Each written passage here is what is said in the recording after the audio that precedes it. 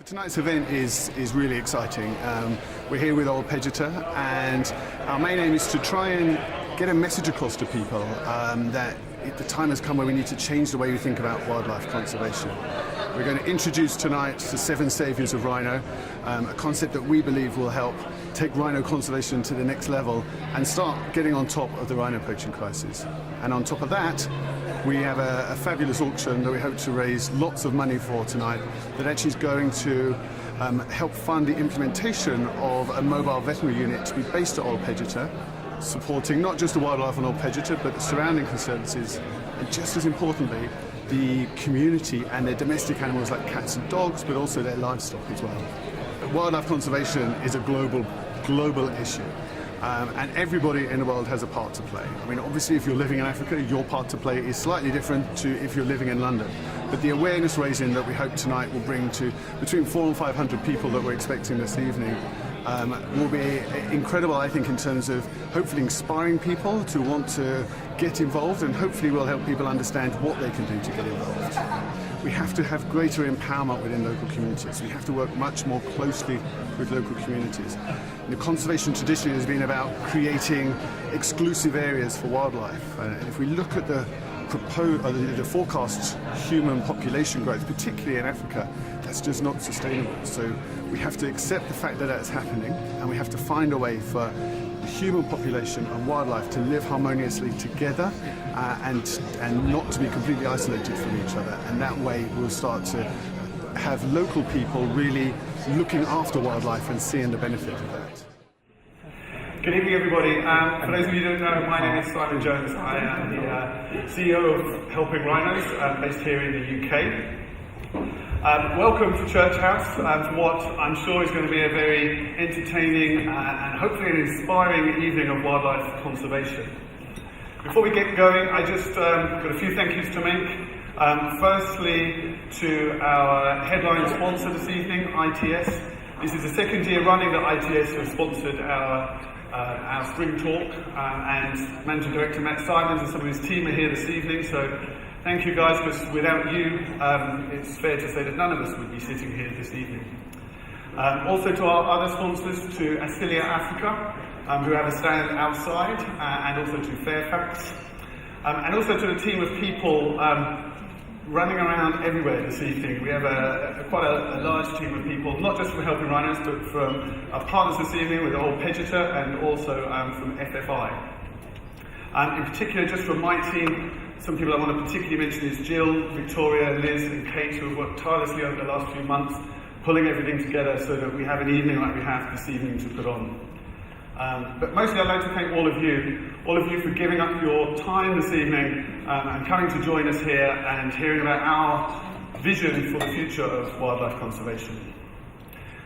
Just quick before we get into the details, you would have seen on your chairs a little white envelope, and that's the entry into our prize draw. All you need to do is fill in your details on the front of that envelope, tick that you'd love to hear about updated news from the organisations this evening, and put it into one of the black baskets that will be at the doors when you leave at the interval. Then at the end of the evening we'll pull 3 prizes out that have been kindly donated by Karen Lawrence Rowe, by Rainey Beeton and by one of our volunteers, Jerry, this evening. And the only other thing to mention is that to qualify for the prize draw, your envelope must have at least a £10 note in it. And I will explain what our funding is going to later, but thank you in advance. So before I get going into the detail, I'm just going to play a short little video that's going to explain a little bit what we're going to be talking about tonight.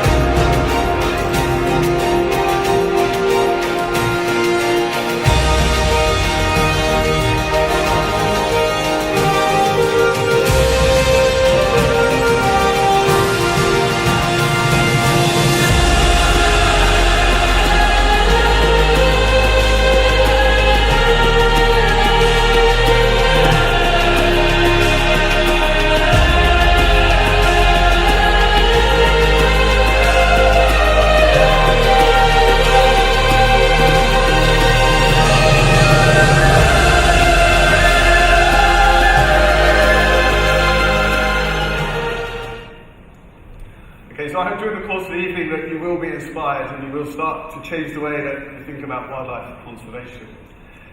Before I get into detail, let me just share a little particular personal journey of mine. Taking you back to 2011, and the first time that I was at Old Pejeta Conservancy. And I'm sure many of you will recognise Sudan, the picture. Back then Sudan had been at Old Pejeta only for about 9 months. And that is me in the vehicle in the back, with a cheesy grin, looking on in wonderment at one of what was then the last 7 northern white rhinos in the world. Fast forward 5 years, and I was back at Old Pejeta. By now, Helping Rhinos was firmly established. We had a very strong partnership with Old Pejeta, as well as a number of other organisations that we're working with across Africa that we believe will make a difference in protecting the rhino and giving them a future in their natural habitat. And as you can see, I was reacquainted with Sudan and had another good chat with him. Fast forward another 18 months to January just gone, and I was back at Old Pejeta again, and back talking to Sudan again. And I'm sure many of you will have heard the news that Sudan's health deteriorated slightly in recent weeks. And none of us up on this stage tonight, 2 weeks ago, really felt we'd be standing here with Sudan still being with us. He showed incredible character to come through that and make some improvements. He's now getting up and taking mud baths, and Richard will talk much more about that later. But this for me is a particularly poignant photo. It was my last morning in Kenya before flying back to the winter in the UK, which you can imagine I was delighted about. And I was remembering very clearly having this little chat with Sudan, or this conversation with him. I'll admit it was a bit of a one-sided conversation.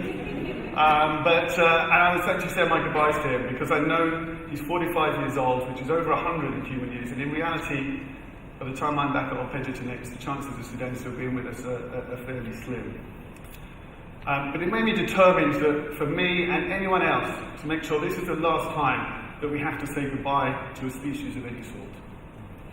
And to do that, I firmly believe we need to change the way that we're thinking about wildlife conservation.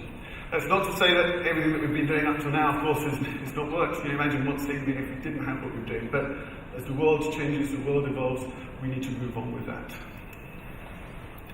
So go back to 2011, and that time first time I was at Old Pejeta, and I remember having conversations with people saying how terrible it was that we started, even just these are the numbers for South Africa, gone from 13 rhinos poached to 448, and how could we have let that happen? And surely that's as bad as it was going to get. Of course, as we all know now, we've lost for the last 5 consecutive years over 1,000 rhinos. And what we wouldn't give in 2018 to see that number now down at 448. So what are we going to do about it? Well, we believe that there needs to be an innovation in conservation. And we have 3 main principles that we're working to make that happen. Collaborate, empower, and sustain. From a collaboration perspective, we need to do better at working together. We need to do better to maximise the very limited resources that we have, both human and financial. And tonight's a good example at the start of that. We're standing here as Helping Rhinos, partnership with Old Pejeta, but not just Old Pejeta, we've got FFI with us tonight. So here we have a partnership between the longest surviving, or longest running conservation organisation in FFI and Helping Rhinos, not the longest surviving conservation organisation. But it's not just international organisations like us, it's out in the field as well, in reserves and conservancies. We need to see better alignment, better work in putting conservation first. We need to see more of conservation driving things like ecotourism rather than ecotourism driving conservation. And if I had much more time, I'd explain much more what I mean by that. So if anyone wants to catch me afterwards, I can take you to more detail. We've heard a lot, I'm sure, about engaging local communities, and we need to do much more than engaging communities. We need to empower local people to take ownership and responsibility for wildlife conservation. We need to empower them to start improving their livelihoods and linking that back to wildlife conservation. We know that the human population is growing and is forecast to grow in huge amounts, particularly in Africa. We have to find a way to make that human population survive harmoniously alongside wildlife. And we need to be more sustainable. We need to create sustainable income and business models that will help fund conservation. For too long, we've thought about conservation in a way that is if I go on the street and talk about conservation or environmental issues, people think charity, they think about donations, they think about fundraising. We need to think about conservation in a different way. Of course, donations and the fundraising that you guys in this room I know all care about and we do a lot of, but we have to have something on top of that. A more sustainable model that's generating income revenue, not even from people who care about conservation, but we need to find models that's bringing revenue in from those people not living conservation every single day. So how are we going to do that? These are our areas of how we're going to operate. Okay? We're going to collaborate more, we're going to empower more people, and we're going to find a more sustainable way of operating. And then what we're going to focus on. So we've got 7 key areas we're going to focus on that we've called the 7 Saviours of Rhino. And that is habitat, protection, community, education, research, political advocacy, and funding. 7 Saviours of Rhino. Now, in all honesty, you could take the word rhino and replace it with elephant, lion, pangolin, the ocean, the planet. But for tonight, we'll take one step at a time, and we'll just focus on rhino. And during the course of the evening, our speakers are going to touch on each of these different set of saviours. But let me just quickly mention political advocacy as an example. I was fortunate enough to be at the very last public speech given by the late, great Dr. Ian Player. And the one thing that sticks with me is when he said, if you want to make a difference, get to know a politician. And imagine if I said to you, with a click of a finger, we could bring rhino poaching, I can't say we can stop it, but we could bring it under control. Okay, and on paper, we can, with enforceable legislation. If you've made an environment where people poaching, trafficking, using rhino horn were so afraid of the consequences of getting caught that the risks didn't outweigh the rewards, then we start to make progress. And we see it work in other cases. Think about drink driving in this country. We didn't stop it overnight, but suddenly we reduced it immensely because suddenly people were afraid of the consequences of getting caught. Now, of course, we don't live in a paper world, we live in the real world, and we have barriers like corruption in front of us. And that's where the likes of Princes William and Harry and William Hague and the leaders from around the world are coming together in London in October. It's vitally important that we start looking at that, and we are beginning to see some signs of improving that level of corruption, but we need the politicians to help us reduce and pull down some of those barriers. All of these are obviously vitally important, but of the first 6, which are all key, none of those 6 can happen if we don't have the 7th, which is funding. Every single one of those 6 needs funding. And that kind of brings us to what we're here tonight for. So we have tonight we are raising funds. Everything that you buy here, your tickets, any funds through the prize draw is going to help us implement a mobile veterinary unit to be based out of Pejeta, supporting local communities and the neighbouring conservancies. And to explain a little bit more, I'm going to play a video from Dr. Stephen Ngulu, who is the head vet at Old Pejeta. My name's Dr. Stephen Ngulu. I am a wildlife veterinarian working for Old Pejeta Conservancy. What I enjoy most about my job is the thrill, is the joy of taking care of animals, rescuing animals, treating animals, animals that cannot speak for themselves, providing that care for them and giving them a chance at life. The most challenging aspect about this job is sometimes there is inability to get to the animals. Maybe because you don't have a vehicle or that is designated for the veterinarian, and then it becomes difficult to get to a specific animal and you end up either losing that animal or there is delayed treatment such that then it compromises the healing process. A mobile veterinary unit consists or comprises of several components. One of those components being the human resource team, the vet, the assistant, the laboratory technician, the driver, rangers here and there, that capture team. We also have part of it being the vehicle, the 4x4 vehicle that has been specifically designed and refabricated to assist in wildlife capture and management, and then other capture and veterinary treatment associated accessories. So those are the components of a mobile vet unit. What we are talking about is meant to primarily offer wildlife interventions in all Pejeta and across the region, so that then you intervene before you lose an animal, you rescue orphaned animals, and you provide a good platform for wildlife to thrive. With a mobile veterinary unit, you will be able to go out and treat injured wild animals, especially endangered species. One being the rhino, the endangered black rhino, the southern white rhino, and elephants, some lions. You'll be able to treat these animals in time. If they've been poached, if some of them have bullets, you'll be able to get to them in time, get to those rough terrains. The mobile veterinary unit will also expand into the communities, whereby the veterinary team will assist in corporate social responsibility for Pejeta Conservancy, where we will be involved in treating community domestic animals like dogs, cats, especially vaccination for rabies. Through the program, we can educate the communities on the importance of wildlife conservation, the importance of taking care of wild animals, and the importance of also taking care of their own domestic animals, which will give us a good working relationship with the communities.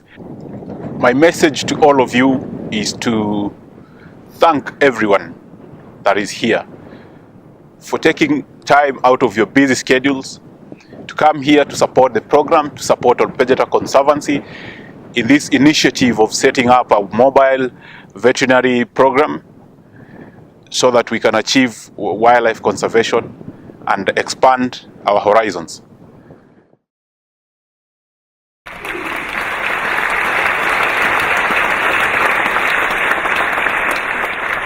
So that's what we're trying to achieve this evening. The total cost is £75,000. We have a bit of a head start already, but bear that in mind when Jonty's up doing the auction later.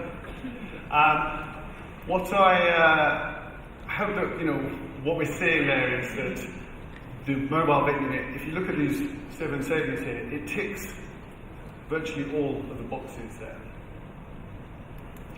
Now, for me, when we talk about changing the way we think, there's no better living demonstration of the new model of wildlife conservation than is in operation at Old Pejeta today. And I'm delighted that here to tell us more, all the way from Kenya to talk to us this evening, is Old Pejeta CEO Richard Vine. I think the key thing we've achieved at Old Pejeta is to become very successful at managing and growing a black rhino population, at the same time as developing systems that allow us to pay for the costs of that and to make our land productive at the same time as making space for wildlife. So I think it's an inspiration for people because of what we've achieved, but also because it's something that other people can copy, whereas traditional conservation models are very difficult for people to copy. The key challenge to protecting rhinos anywhere they exist, but obviously particularly in Africa, is the continued demand for rhino horn in the Far East.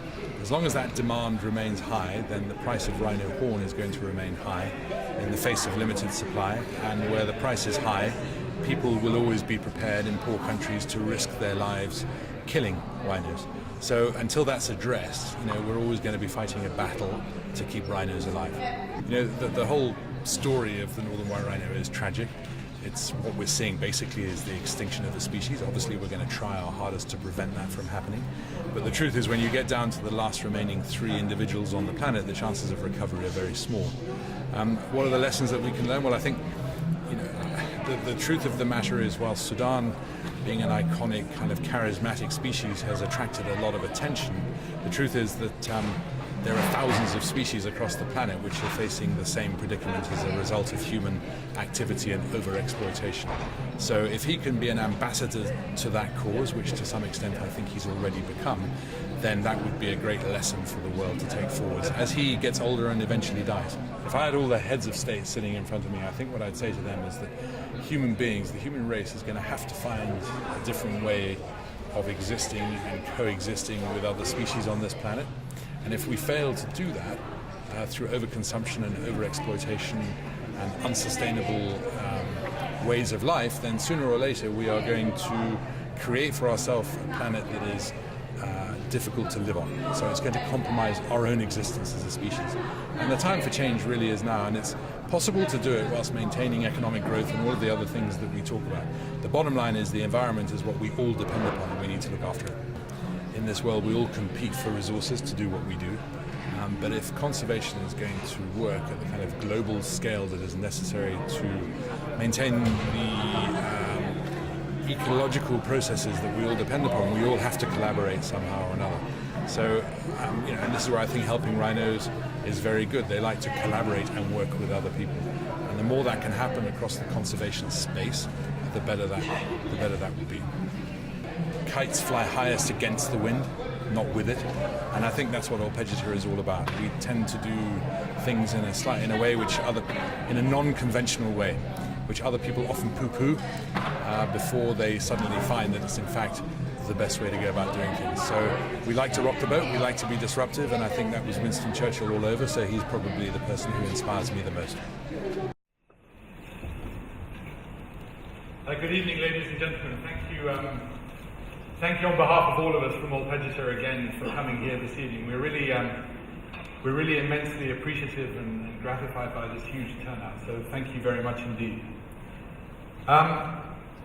Pejeta has actually been involved in rhino conservation for many years, but the Conservancy itself was officially formed in 2005 with the help of a number of partners, but especially the Arcus Foundation and Fauna and Flora International, who are here today.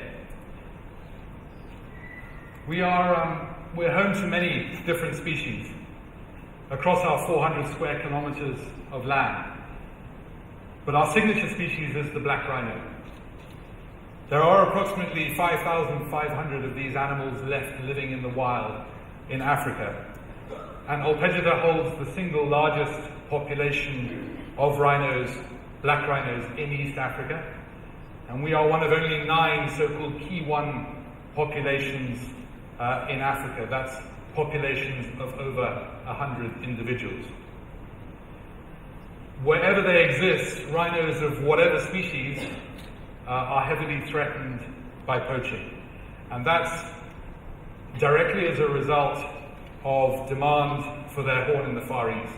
Right now, rhino horn in places like Vietnam and China retails for around about between $60,000 and $70,000 per kilogram.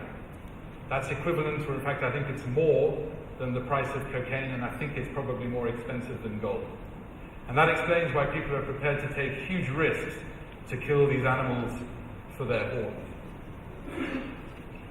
As a consequence, what that means is protecting rhino populations across areas that are large enough for those populations to grow is incredibly difficult and massively expensive.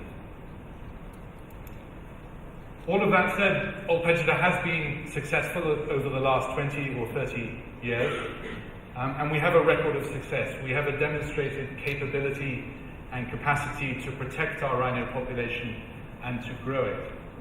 To the point that we're now reaching what is referred to as ecological carrying capacity.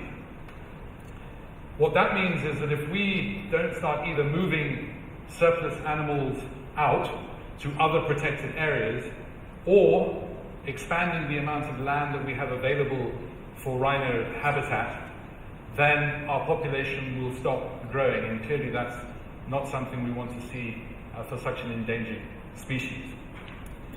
The problem is there is a lack of protected, secured areas into which surplus animals can be moved, and that's probably the greatest impediment to rhino conservation in most parts of Africa, a reflection of the fact that it's really expensive and difficult to look after rhinos. So what we've chosen to do as Pejeta is to find more land, to find more habitat. The way we intend to do that is illustrated by this. So Pejeta is to the south, I'm not sure if you can see from where you sit, and immediately to the north in bright green is an area which is now becoming referred to as the Matara Conservation Area. It's a government-owned area. It's around about, in total, 60,000 acres, and we've managed to persuade them to allocate for us a 20,000 acre area which we can use going forwards after significant investment for rhino conservation and for accommodation of our expanding population. If we're able to do that, there is further land to the north, which we would also like to incorporate within the rhino conservation area, and that would give us a total of about 37,000 acres, enough for around about 80 black rhinos, a population which would be achievable in that area over the next 8 to 10 years, assuming that we get things right. Of course, securing rhino habitat helps us secure connectivity at scale to a much wider system. Pejeta is the little orange spot at the bottom. And what you see here is the opportunity for ecological connectivity extending far wider than simply Old Pejeta. Going northwards through Samburu, for those of you who know Kenya, and further northwards across areas where the community conservancy movement continues to gather pace and credibility. This is an area that is still home to significant wildlife populations, albeit with no rhino. In particular, it's home to the second largest population of elephants in Kenya, numbering around about 7,000 animals. And the importance of that connectivity is illustrated by this map here. Those colored tracks are each individually collared elephants whose movements were recorded over a period of around about 18 months. The red elephant is an elephant who is very well known to us. His name is Kimani. He's a notorious fence breaker and car chaser. He spends about 3 months of the year on the Old Pejeta Conservancy, and then he migrates northwards. And he migrates about 200 kilometers north to a place called the Serra Conservancy, which is another community-owned and managed conservancy that is also supported by Fauna and Flora International. So that connectivity, that ability for wildlife to move in response to seasonal rainfall patterns and for other reasons that we probably don't understand, is critically important to our ability to achieve conservation at scale. However, it faces many, many pressures, in particular population, and I'm talking about humans, human population growth. Currently, Kenya's population stands at around about 48 million. And I know there are people in this room who knew Kenya in their lifetimes when there were probably only about 10 million people in the whole country. By 2030, which is a mere 12 years away, the population is expected to reach around about 66 million people. And by 2050, the population is expected to reach 100 million people. So the question that naturally arises is, how are we going to maintain the scale that I've talked about and the connectivity that we require to achieve the conservation that we're talking about? We know that it's not going to be politically tenable to create more national parks. This is a picture of a park in Kenya called Lake Nakuru National Park. It's a relatively small park, but as you can probably see from where you're sitting, it is now, to all intents and purposes, surrounded by the expanding town nearby and has become effectively an island. The creation of national parks, from a political perspective, to safeguard this connectivity and scale is simply not going to happen. Instead, as conservationists, I think we have to think about new models for conservation. Necessarily, these models, for the reasons that I've explained, are going to have to address and cater for the needs of humans. If they fail to do that, they're not going to succeed. The old kind of fortress models of conservation, where land was set aside, almost completely excluding humans, will need to change and become one where humans and their needs are accommodated in a way that still provides space for wildlife and ecological integrity. Of course, that really isn't going to be possible everywhere. Some humans are far easier to deal with than others, as recent experience for those of you who know Laikipia will attest. But the truth is that Kenyan conservancies now probably lead the way in many respects in thinking about how this may be achieved going forwards. Most major conservancies, certainly in the private sector, now incorporate significant community development departments that support the often very poor communities living around them. Old Pejeta, as an example, spends somewhere in the region, raises and spends somewhere in the region of $700,000 a year supporting local needs in a variety of different areas, including education, health, agriculture, and enterprise development. But is this really going to be enough? I suspect not, and certainly not in the longer term. Instead, I believe that for wildlife conservation to succeed in the future, we're going to have to start to seek and develop much more fundamental ways of changing conventional conservation paradigm. What I think I mean by that is that we must find systems to mainstream conservation as a productive and profitable form of land use that creates employment and stimulates economic development. At the same time, as I mentioned earlier, is providing the space for wilderness and wildlife to continue to persist.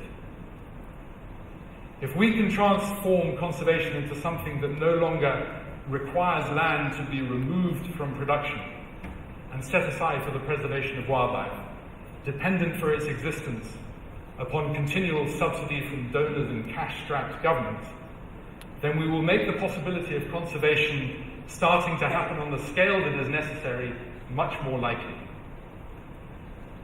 But is that really possible? We on Old Pejeta think it probably is. For example, about 10 years ago, when we first started the Conservancy, we chose to integrate our cattle ranching operation with wildlife into exactly the same space where wildlife existed. We were told at the time that we were fools and that it would never work. That tourists, which is our primary source of revenue, would not want to see cattle in their wildlife wilderness space, and that it would be impossible to run a profitable cattle ranching operation in the presence of competition from wildlife. However, what we've shown over the years is that our integrated system actually does work. It not only has ecological benefits, which came as something as a surprise, but it's economically more productive on a unit area basis. It's also more profitable, and we can prove that in the either-or approach. That's either wildlife and tourism or cattle ranching.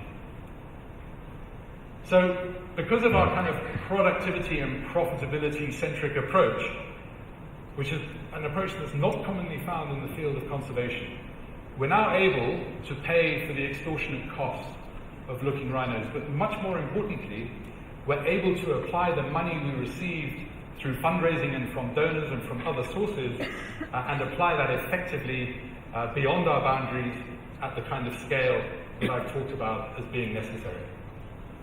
But for me, there's actually much more to it than that. Not only does our approach monetize us effectively, it also makes us politically robust. By virtue of the various businesses that we operate, we're now the single largest employer in the Laikipia region of Kenya.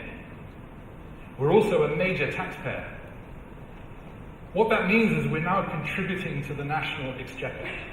And at the same time, we're addressing the needs of people, employment. We've created a model for conservation that contributes and doesn't rely on eternal subsidy. Government values us and wishes to support us. And most importantly, there are many people who now wish to copy us. And that's got to be good for the scale that I talked about. Before I finish, let me talk about Sudan and the Northern White Rhino program. This is an old, iconic picture of Sudan. He's now, as Simon mentioned, around about 45 years old. He's on his last legs and he will die soon. That will leave 2 remaining females as the only hope for the future of that species. The attempt that is being made to recover the northern white rhino is through in vitro fertilization, that is, removal of eggs from the 2 remaining females, fertilizing those eggs in vitro with stored semen from around the world to create viable embryos that can be frozen.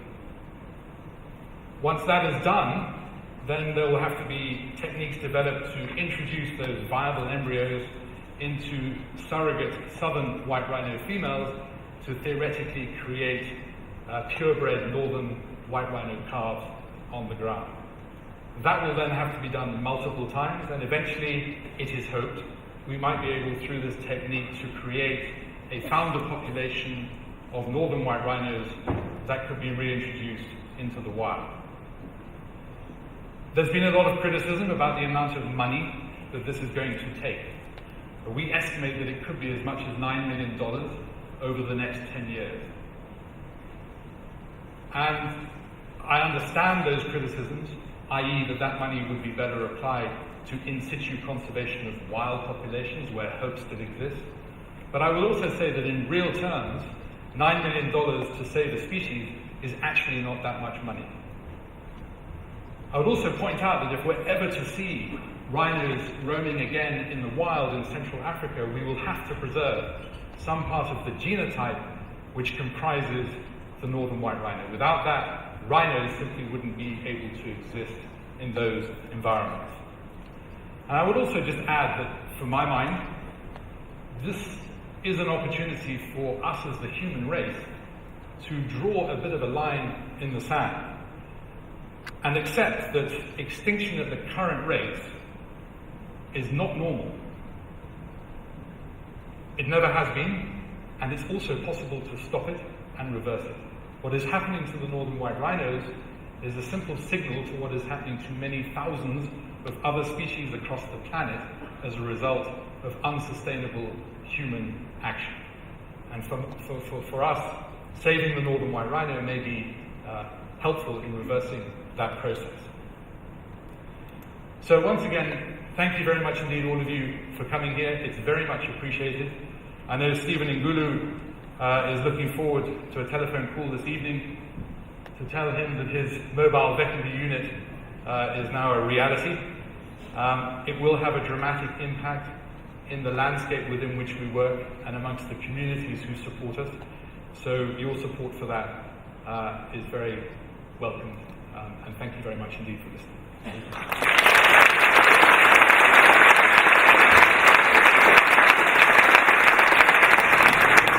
Poaching is constantly evolving. Obviously, as we evolve and we realise the methods they're using for poaching, we counteract it and we move forward. We're having tremendous success in the anti-poaching world in regards to captures. But what this means is that we now have to constantly keep evolving with them, and obviously the dogs have to evolve. So we're now finding that what was once just a basic anti-poaching dog is almost having to take on almost a tactical SWAT role. So they're having to envelop skills they didn't have before, i.e. working with smoke grenades, working under fire, working at height, repelling from helicopters, things they never did before. And it is working. In all the conservancies that we've actually deployed dogs, there's only been two losses. What inspires me with the use of dogs, more than anything, it's their versatility and the fact that they have a greater sense of smell, greater sense of hearing, and they certainly have one skill that humans don't have, and that's the ability to track at night. Now, I'm a combat tracker by trade, so when it comes to a daylight scenario, I can track. At night, I lose this ability. Dogs don't lose this ability because they have upwards of about 2 million olfactory glands, which means, as you know, poaching incidents happen at either last light or first light, and poachers think they're relatively safe at night because of the big five and the amount of land that they have to cover. The dogs enable us to actually move through the country and actually capture them. I went out initially as a volunteer for old Pejeta, and I was out there for about 6 weeks. And when I was out there, I kind of realised, being an instructor, that dogs were I wouldn't say they weren't being deployed correctly, but they certainly had a lot more potential to offer than they were currently being being used for. So what I did was I developed the triple roll dog, based on a British police dog, and we use that now in the anti-poaching world, simply because the British police dog was designed to control a crime scene. Well, a poaching incident is a crime scene, so it was the perfect scenario, really. If we do have a confrontational situation, you have to look at what the dog's capable of in regards to a human being. So the dog's capable of covering 32 kilometres an hour, whereas the average human being is only 20, so you know the dog's going to capture you. If you try and evade the dog, you know there's a follow-up team coming up behind an armed response team, and no one wants to get bitten because of the damage it can actually, be done to the poacher. So as a rule, we get a surrender. I think in the whole time I've been working dogs in the last 7 years, we've only had 3 releases. I think you would have to be either very arrogant or very stupid to think you can do something on your own without the cooperation of other conservancies, other organisations, other charities, and we all come together as one unit. We can feed off each other's resources, and we can actually make a force that moves forward in anti-poaching and in rhino conservation. Good evening, ladies and gentlemen. My name is Pejeta, as you previously said, and I am the founder of Animals Saving Animals. What is Animals Saving Animals? Well, basically we work as an organisation, we work alongside other wildlife organisations and charities in providing anti-poaching dogs and training for the prevention of wildlife crime. My background, I was a military dog instructor, class 1 dog instructor for 12 years. I was also an escape evasion instructor for the military, which basically put me in an ideal position to teach anti-poaching, believe it or not. How did I actually start in the conservation field? By sheer chance, it was actually thanks to Richard. I went there as a volunteer for 6 weeks and realised that these dogs there could be further development in the anti-poaching field, which is basically why I will always have a special place in my heart for Pejeta, for how they started a new career for me. So, the selection process. I know, they don't end up like that, trust me. Out of that litter there, we actually have 3 operational dogs now. We have 1 in Tanzania and we have 2 in Zimbabwe, all of which have actually captured and apprehended poachers in the field. Why did we only select 3 from the litter? Simply because they have to go through puppy selection tests. What are the puppy selection tests? Well, whether it be a working dog or actually a puppy you're selecting for the home itself, the tests don't change. When you're looking at a litter, you do not want the puppy that runs towards you and starts chewing on your shoes. And you go, oh my, that's such a lovely little puppy. You don't want it. That's the dog that is going to be pulling coals out of your fire, chewing slippers, weeing on the bed, and generally doing whatever it wants. Neither do you want the dog that is hiding in the back of the bed and you go, oh, he's the little timid one. And no, that's the one that you're going to have anxiety problems with. That's the one that's going to be very needy. If you want that type of dog, that's absolutely fine, but obviously for the role they're in, it's not acceptable. What is the dog you want? You want the dog that is basically doing his own thing. Obviously the owner or the breeder will let the puppies out. The dogs will all be mooching around, doing whatever they want to do. You want the puppy that is just doing his own thing happily. When you call him or you give him some sort of distraction, that puppy then comes towards you. What we're looking for is approachable but suspicious. You want the dog that's actually free thinking. There's other tests we do, and our test, for instance, is we do a feed test. So when we're actually at this stage, they're actually on puppy kibble, and they know what the puppy kibble bag is, and they know what their food is. So we get an oil drum, and we fill a bowl of food up, and we put the bowl of food on the oil drum. Then we get the bag, after they've seen it, and we throw the empty bag on the floor. 6 or 7 of the pups, I guarantee you, will run for the empty bag of kibble because they think that's where the food is. But you'll always get one little smarty who will sit underneath the oil drum still looking up at the food bowl. That's the one you want, the free thinking one. It really is, trust me, I know, the greedy one. How is this relevant to dog training? Believe it or not, it teaches the dog motion sickness. So with all of our dogs, I know, the ideas we come up with. There's certain modes of transport these dogs have to get used to. One is helicopters, planes, and the other one is obviously boats. If you wheel a dog around in a wheelbarrow and it's going left and right as a puppy, it will get used to the motion that's being created. When you put them in a boat, they're absolutely fine.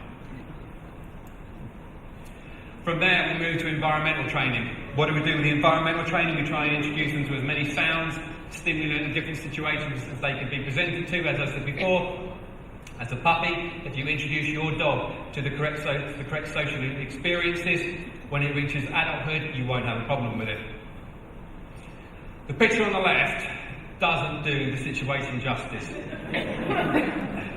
Dogs have always hated lions, and they actually have an inherent fear of them. Even if your dog has never seen a lion, as soon as it smells a lion, it'll run away, sometimes screaming in the opposite direction. Lions hate dogs. It's just always been that way. So, the dog you're seeing there is Polaris, and Polaris is 12 weeks old there. So how do we introduce them to African animals? We take them for a day out at the zoo, and they love it. We've got several zoos and parks that cooperate with us and allow us to take the animals there, so we take them along.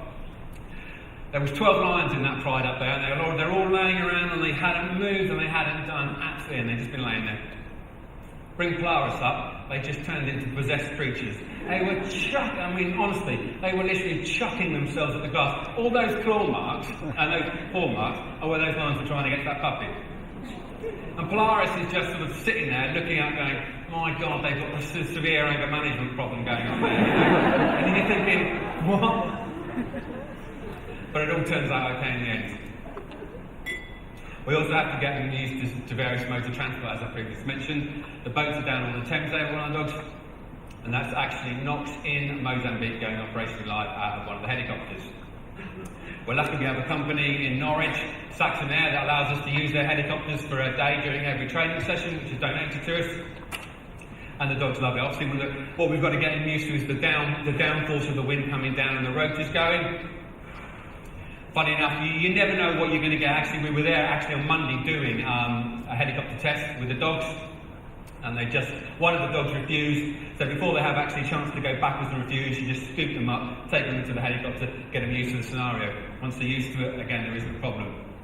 The last time we went there, and it's funny enough, that was actually Polaris again, ironically. We're running up, he'd done 2 or 3 dry runs up to the helicopter, absolutely not a problem. Ran the blades up, got the helicopter going, ran the dog up, dog slipped off the collar, pulled back, pulled his collar off, and was just running around Norwich Airport, or basically Norwich Airport to a standstill for about 45 minutes.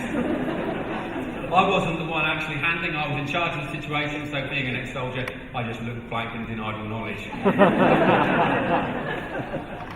Okay, puppy bite training. When we're training the dogs to bite, there's no aggression, and that's the key part when you're training a dog. Everything you do has to be reward generated, and the dogs enjoy it. So when we're training with aggression, we start with the little tug toy on the left. That's Rogue actually, and the dog on the right is Saviours. So we start with a little tug toy, we play tug of war with the dog, and it's just very friendly. The reason I'm rolling around on the grass is just simply because I love enjoying doing it, and there's no real purpose for it. You might see in the background we've got smoke grenades going, simply because we work them again through as many different scenarios as possible. Scent training. The reason we're quite unique as an organisation is because we start our dogs training at 12 weeks. As soon as we get them, we start them off. At 14, 15 weeks, these dogs will track 100, 200 metres quite happily. How do we do this? We appeal to their better nature. How do we do this? We feed them. So we put dog biscuits down. What we do is we teach the dog basically every 5 yards, 10 yards, we put a dog biscuit down in a line, and we can make turns on that line, and the dog just basically just goes along and hooves them up. But as he's going along, he learns that he has to use his nose to actually start hoovering them up. How do we progress from there? As the relationship forms with the handler, with the trainer, we then start runaways. Runaways is the handler, someone else will hold the dog. The dog will see the handler running away, and then we'll turn the dog round so it then can't see. The handler will go into hiding. The dog already has the foundations of tracking, so it then naturally knows to put its nose down and start finding the handler, which is how we do the foundation tracking. Okay, from there we then move to tactical training. This has been quite a new part of our training. Why has this come in? Because there's starting to be now, in certain areas of Africa, the dogs are having to be repelled into a situation. Unfortunately though it is, animals do get poached, and sometimes this is in tight bush. We've actually had situations where the helicopter's actually been flying over and not been able to land. So how do we get around this? We teach the dogs rappelling. The dog is suspended, well this wall is about 45 foot high, and there's 4 sets of windows going down on our training wall, and that's the 3rd window down.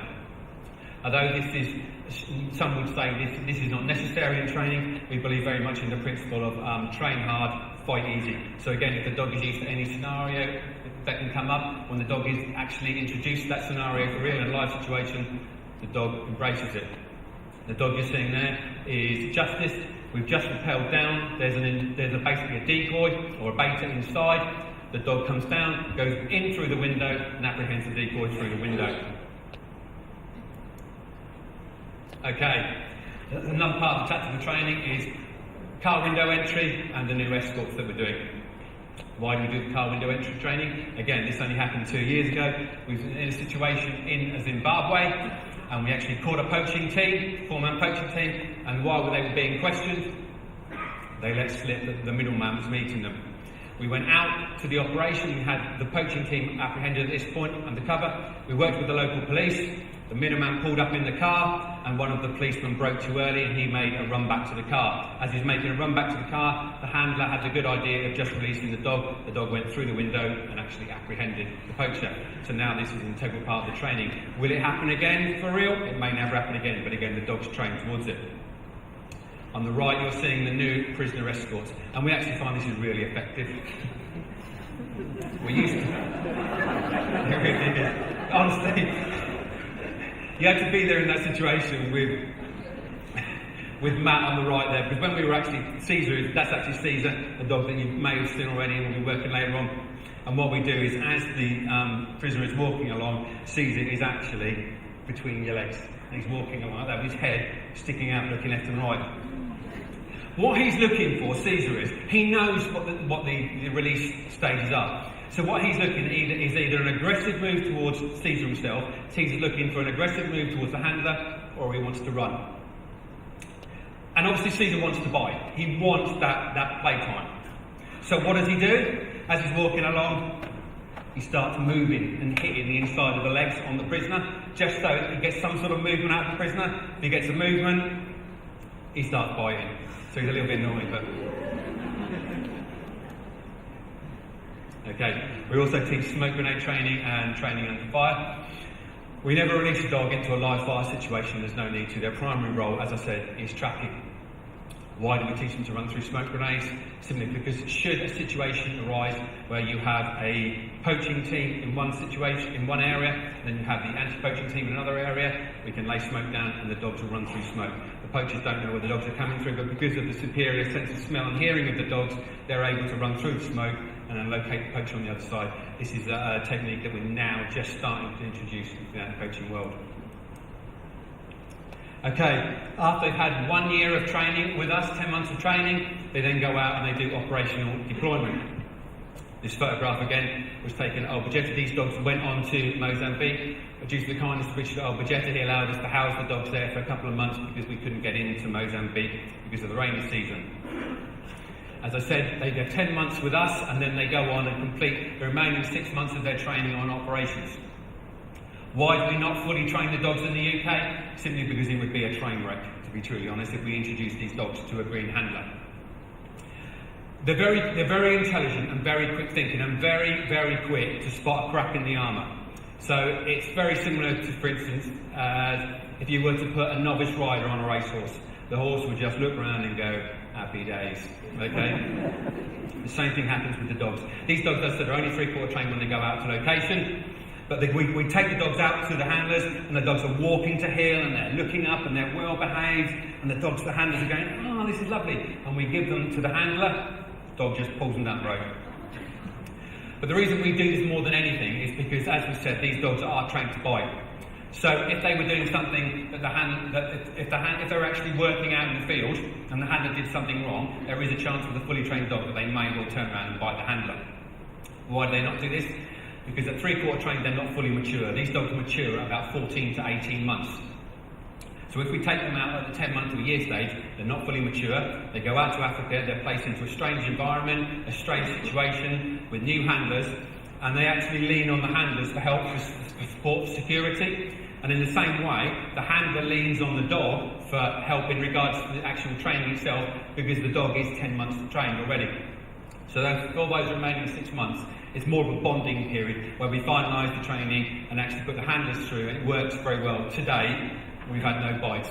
Well, apart from me, I've been bitten actually. What do we expect at the end of this? Okay.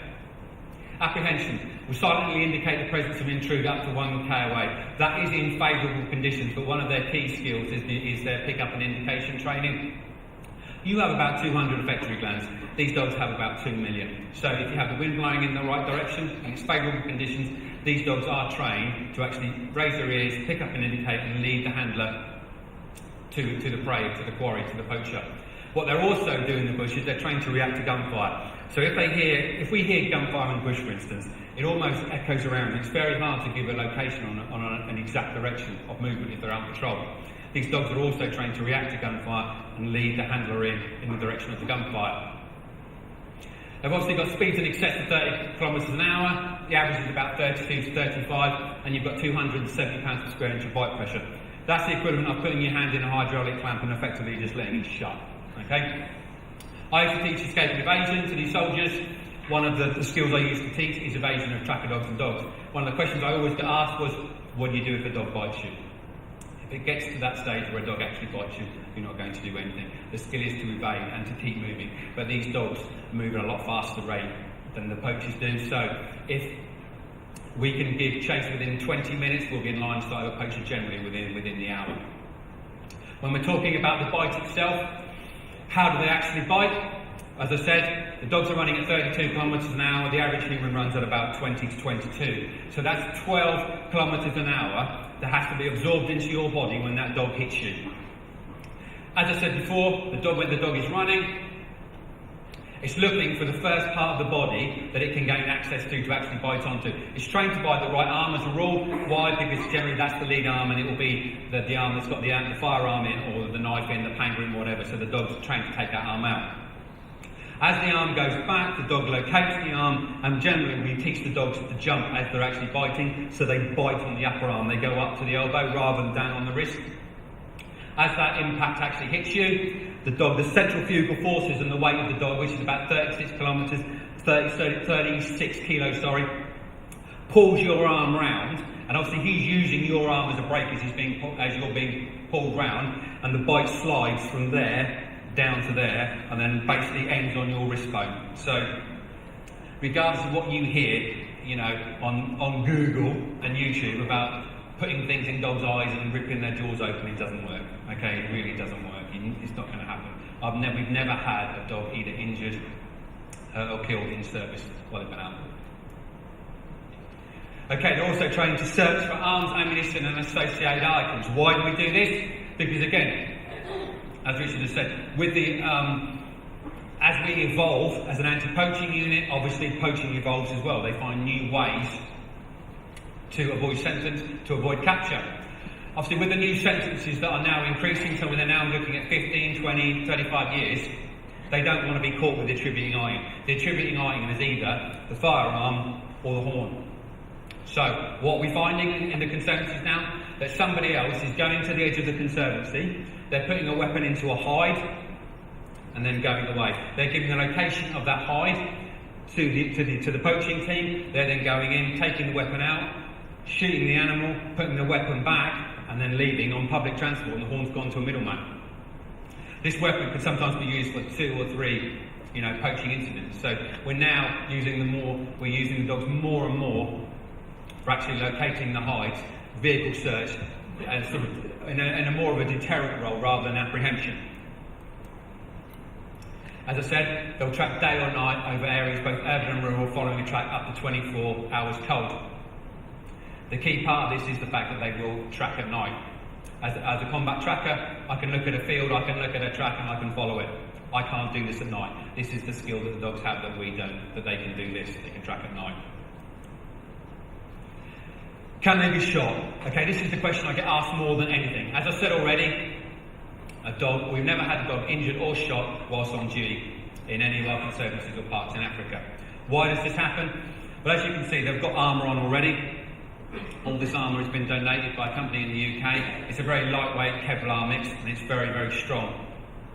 But more importantly, you have to imagine yourself in the poaching scene to understand why these dogs don't get injured. As I said, we don't release them into live fire situations. So if there is coming down on us, the dogs don't get released. However, should someone decide they're going to take a pot shot at one of our dogs, this is the situation. It's at night. As you can see, we have quite a wide profile, front profile. When you're looking at a dog, it's actually quite thin. Then when you place that dog in long savanna grass or tight bush, generally the dog is below the savanna line. They also don't run in a straight line. Dogs are generally lazy by nature, so they'll run around things. They won't go over things if they don't have to. You have about 6 seconds to place a shot on a dog. So in those 6 seconds, you've got to pick up your rifle, you've got to put your rifle into the aim it and fire in 6 seconds at night at a very small object moving at 32 kilometers an hour with ballistic armour on, and behind this dog and handler is normally an 8-man follow-up team, which is armed with G3 rifles or Galils. So the odds are not in your favour. So what happens 90% of the time? You get a surrender.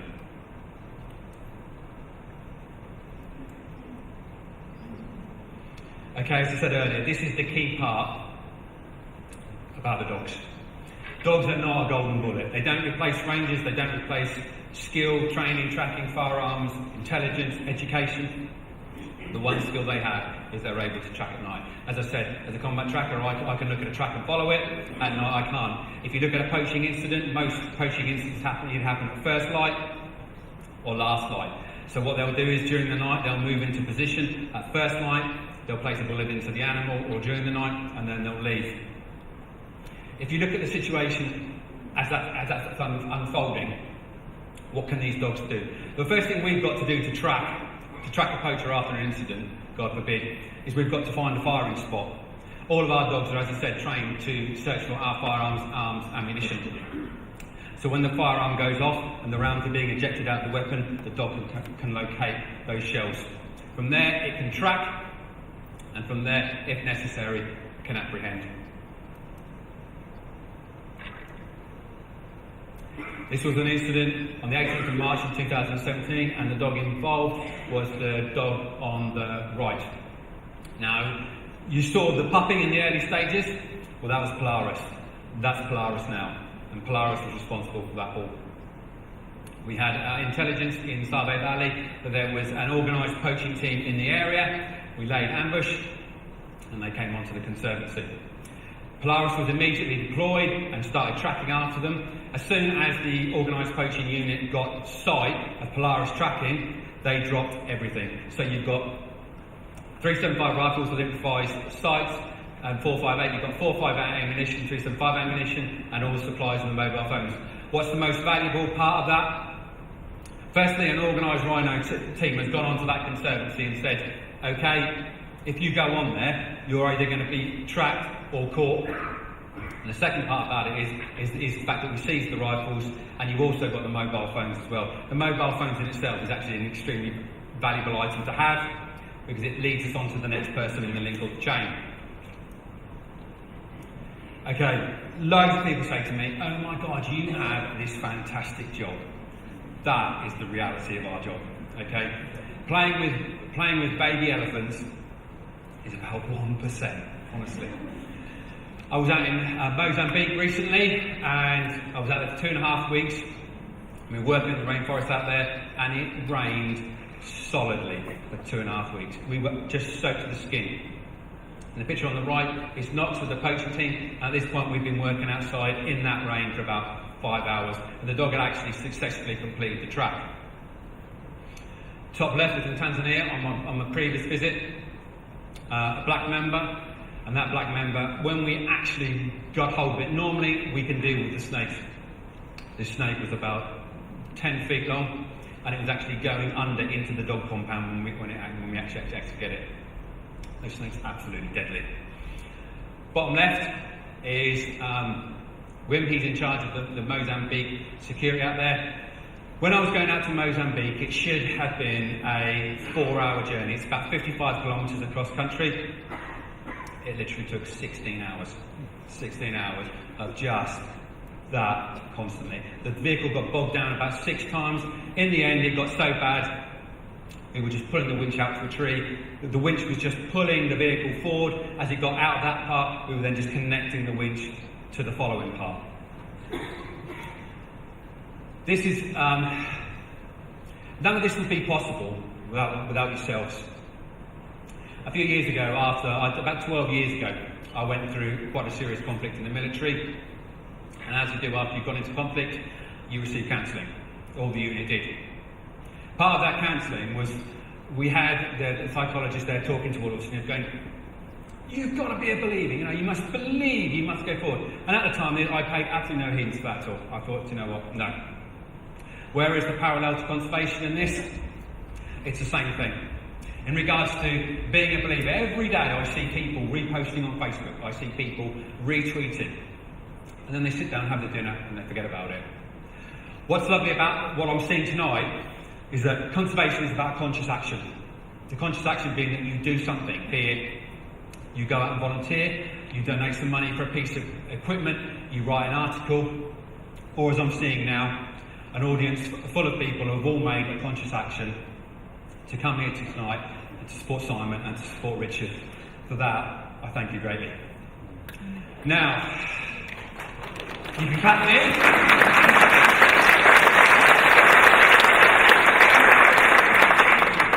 What I'm going to show you now is a short film before we bring on the star of the show. Okay?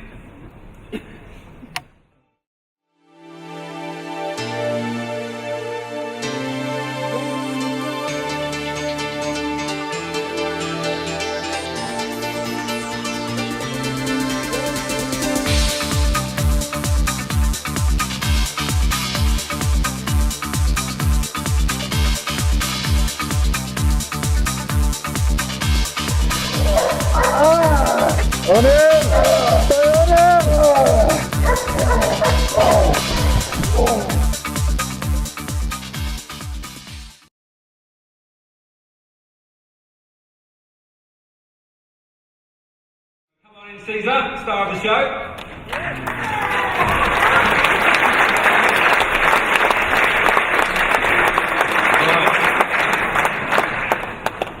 Caesar loves an audience, okay. You can see he's just, normally a dog would be coming on and be backing up and he wouldn't like it. Caesar absolutely loves it. Now, if you look at his glasses, you might think that they're ballistic glasses for shrapnel, they're actually his reading glasses, okay. He's looking for keywords. Come in, Simon. And Simon is wearing one of the keywords. Do your stuff, Simon. Hey.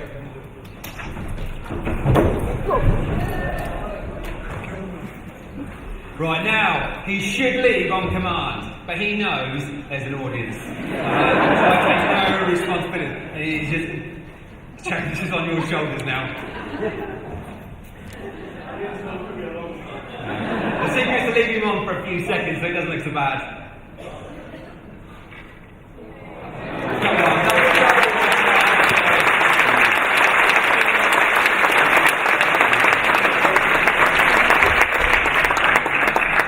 Okay, if you want to meet the dogs, you're more than welcome to. James himself will be around with them both immediately during the interval. Thank you very much for listening. What is amazing is that there is this will of people, and in fact actually the majority of people, and I think an event like this really does highlight that. There's a handful of people around the globe who have no interest in rhino's future and actually are willing to push it to the brink of extinction, but there is a groundswell. The majority of people, when you engage them, when you talk to them, they don't want this to happen. The northern white rhino really is just at the brink now, and we are going to need veterinary research to try and to keep this alive as a species. When we're talking down into single-figure numbers, the big challenges really are about, can we increase those numbers and can we increase those safely? Genetic bottlenecks always do carry the risk of bringing out further problems. We may have to consider crossing with southern populations and this sort of thing. At the end of the day, we're going to do what we can, and we're going to have to fight the challenges that come our way. I think having a mobile vet unit around such precious animals as these is essential. Vets, I think people have a very limited idea of what vets do. Vets are problem solvers. They look at the individual, they look at the named animals, and they say, is this animal healthy, and look after it. That's something that we can all know and understand. But they're very good at looking at the bigger sphere. when looking at how does this animal fit into this environment, what are the disease implications, what are the threats, what are the risks, what are the mitigating factors that we can take into consideration. So we're very good at sort of looking after herds of animals and looking at the bigger picture in terms of medicine. And sometimes that's zooming in on what tick species are being carried by these animals, what are the pathogens that they're going to be exposed to.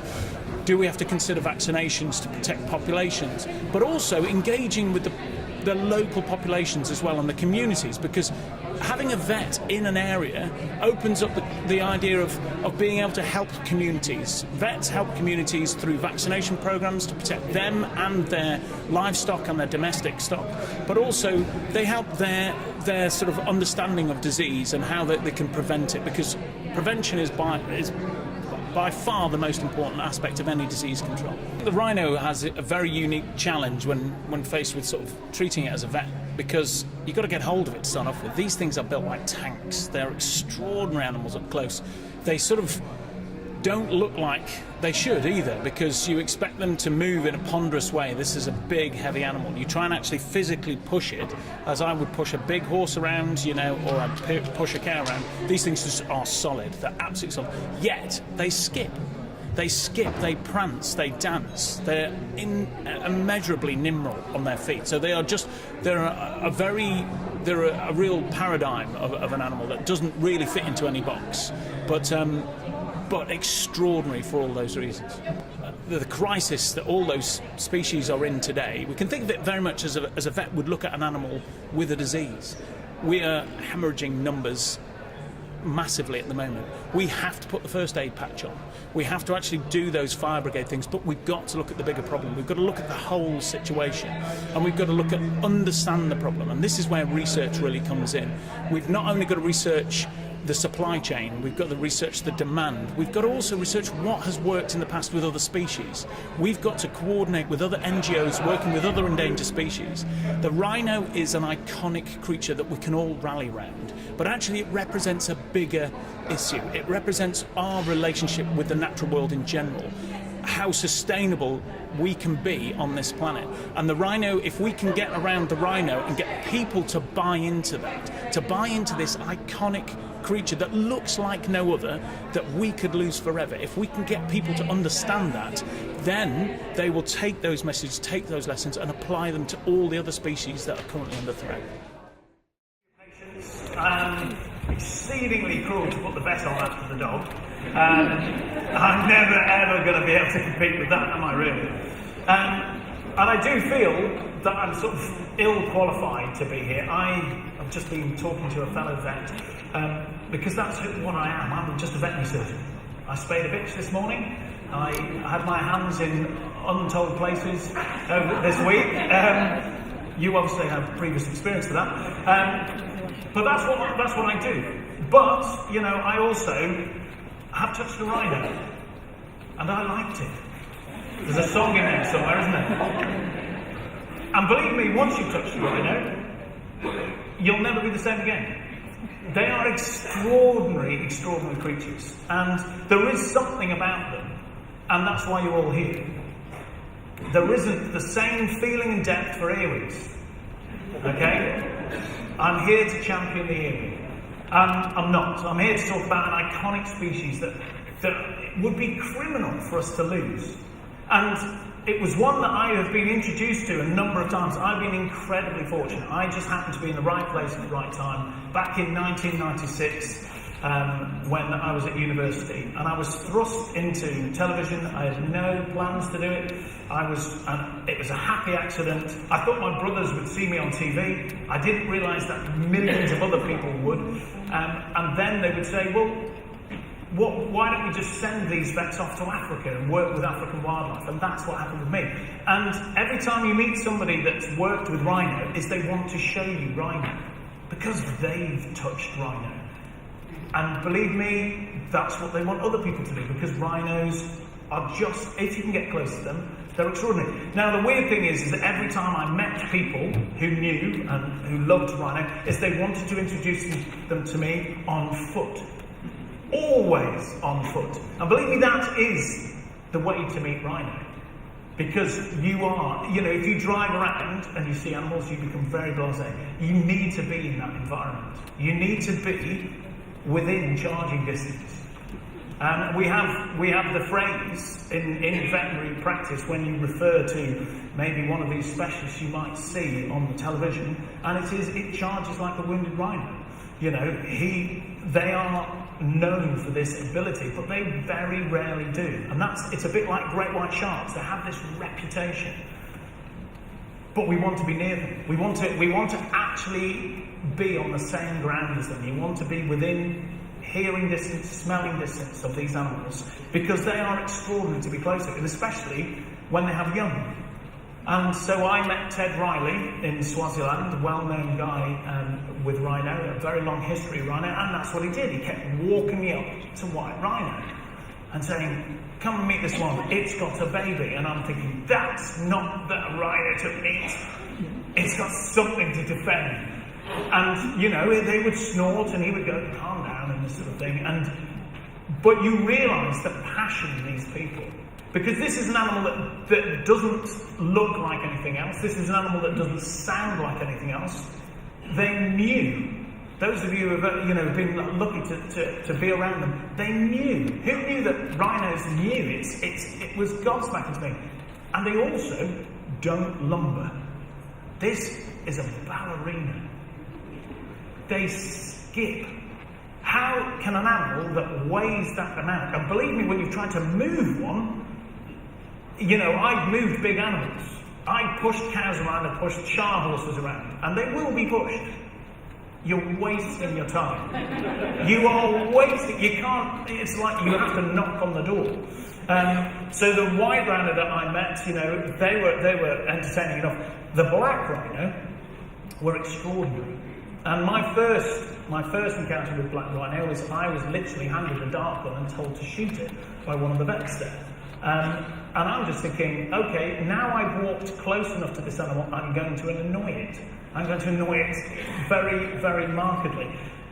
And then this was in Zimbabwe. This is one of the hand-reared black rhino that had wandered off the reservation, as it were, and needed to be brought back. And we got to meet the babies, and me and my fellow vet were told, you're going to feed rhino babies. And I'm thinking, that's extraordinary, They weigh, they're about 50 kilos. It's a Rottweiler-sized animal. It's pretty big, but I'm happy with that.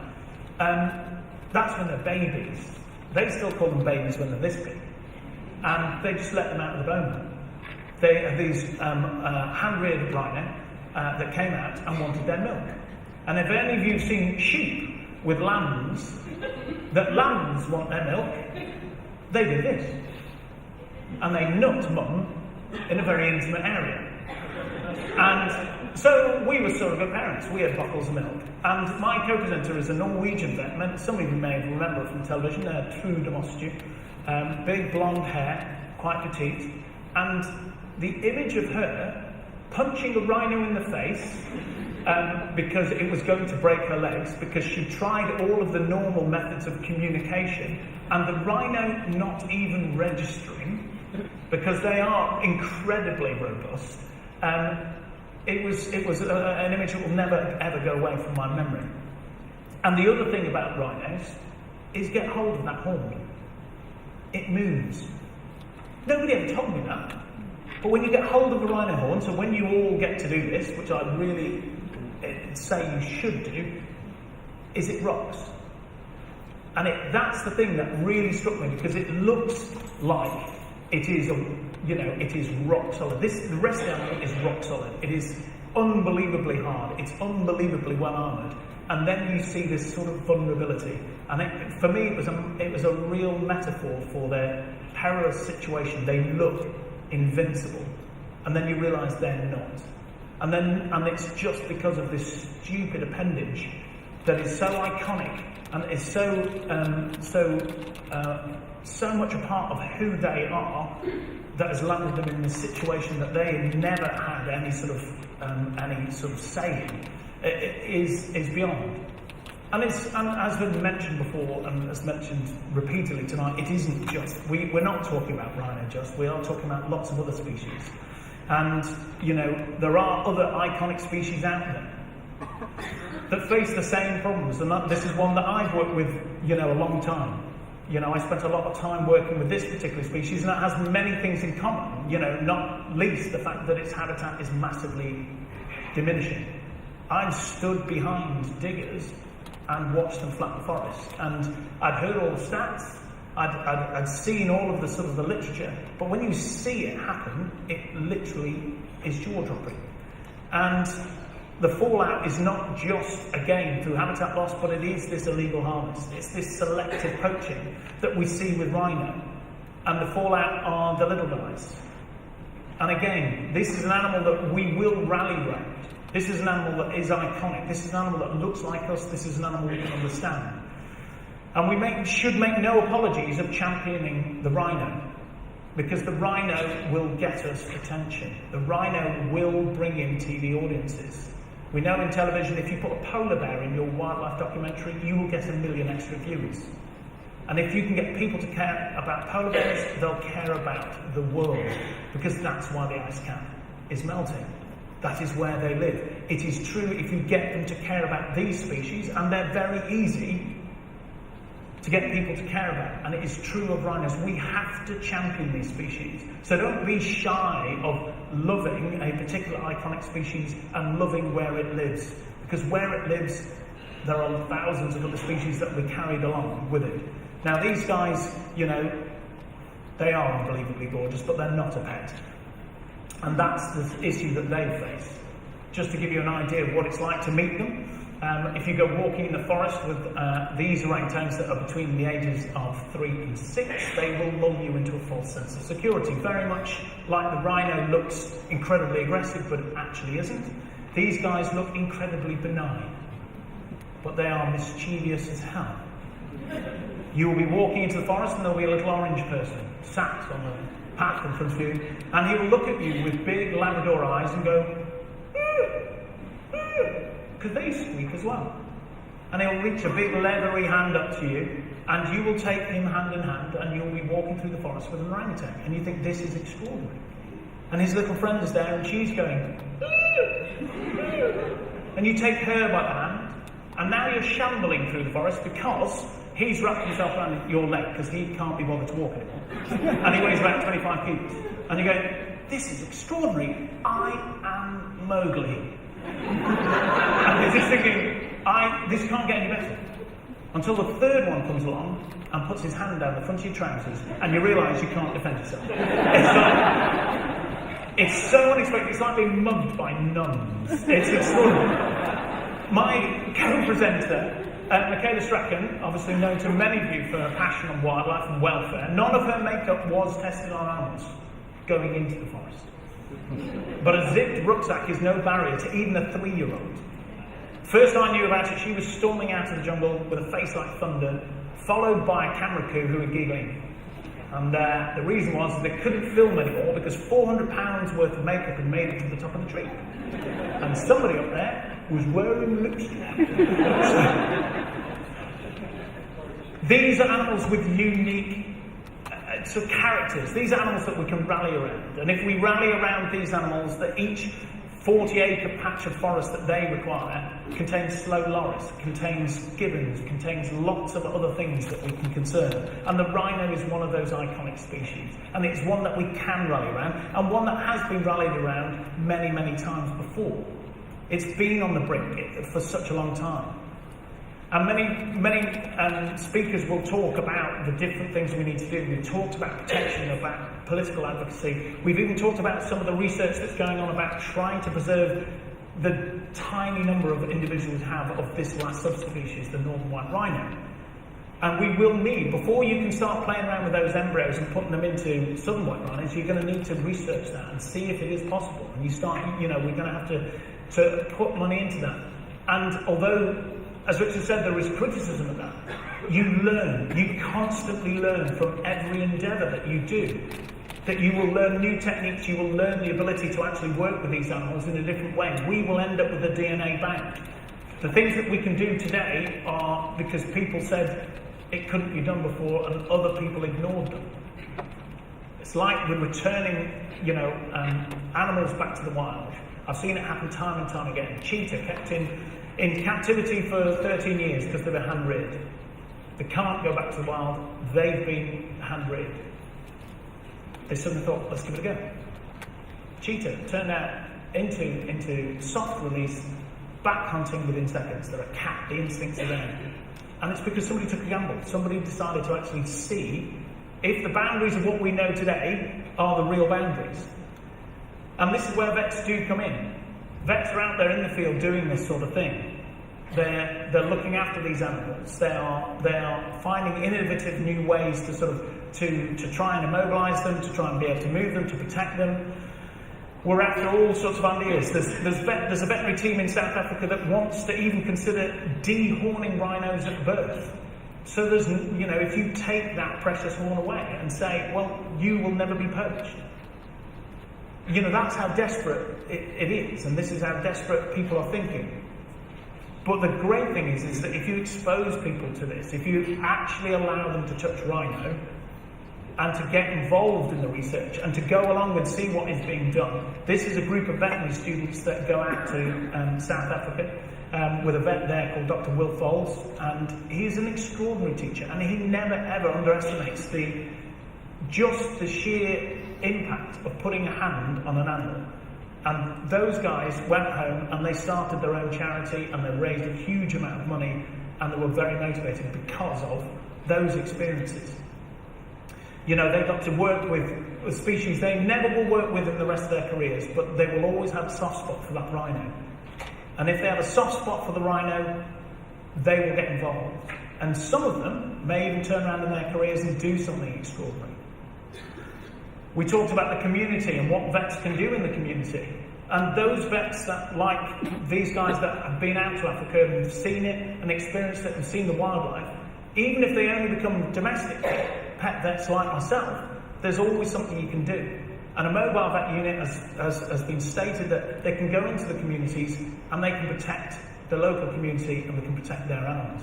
If you vaccinate these dogs, as I do in Zimbabwe, against rabies, you protect the dogs, you protect the people, and you protect the wildlife. Everybody is a winner. And it means a great deal to them. These communities want veterinary care for their animals. They care about them in the same way as we care for our pets. I've had young men carry dogs for 2 hours in the sun for me to treat because they have no other access to veterinary medication. So it's an extraordinary thing to be able to do. And even as simple as taking the nuts off a dog to prevent them catching diseases and making immeasurable numbers of other dogs. These are simple things that can be done in a community that can make a big difference to that community and has a big knock-on impact on the wildlife.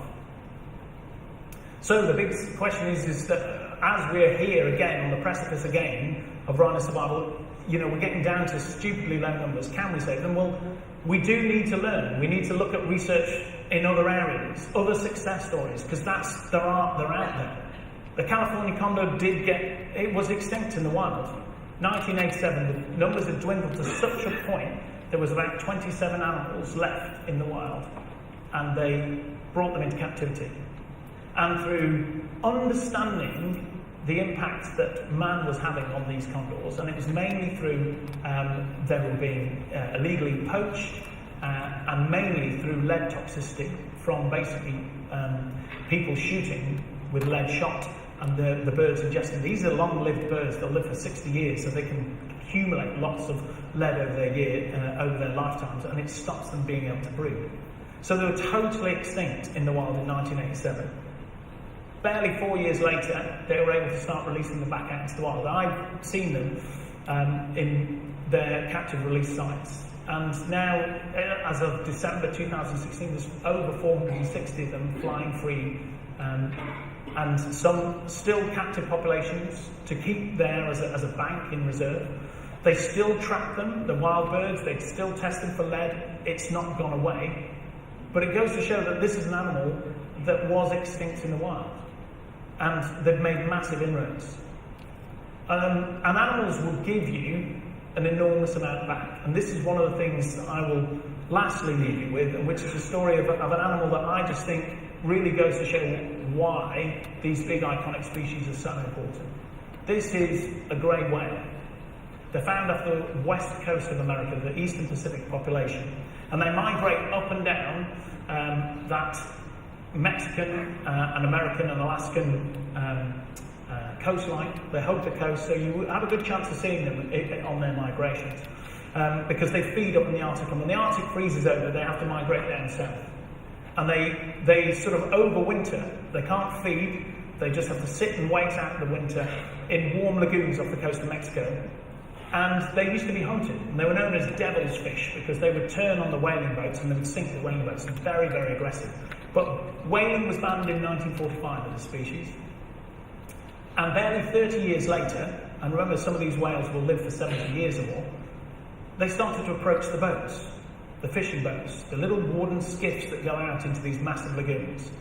And a fisherman interacted with one of the whales. He thought it was initially going to sink it.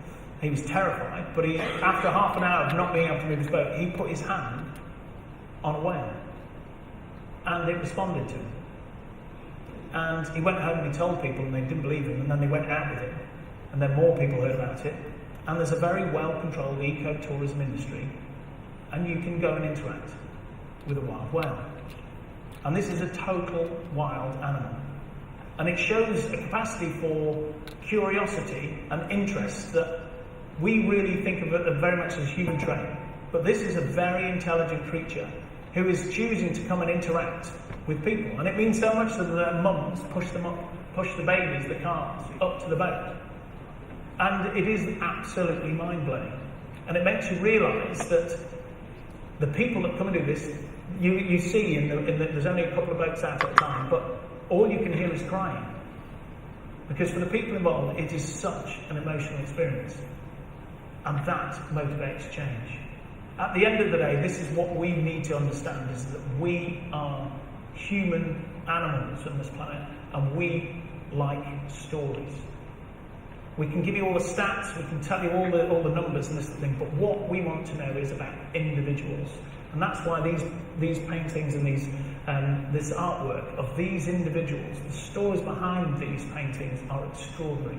They are three last members of the species. How often do you get to see that? That is unbelievable. And they are such big, unbelievably gentle and beautiful animals. And it only seems right that when they come and choose to be with us, spend time with us, that we respect that. We respect that very well. And that's why this little guy's got 4,000-mile journey to do, so give him a peck on the nose. Horrible fishy breath. That's what he said. Touch a rhino. That's all I'm going to say. Before, they're no longer there to be touched. Thank you very much for your time.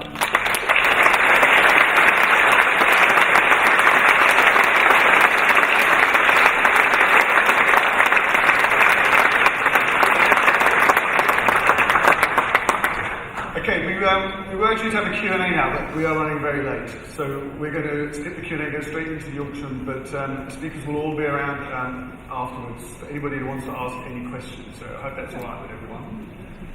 So I'm going to hand you straight over to John T.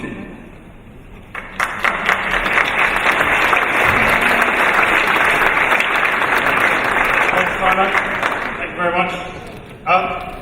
It's our job to absolutely make a change.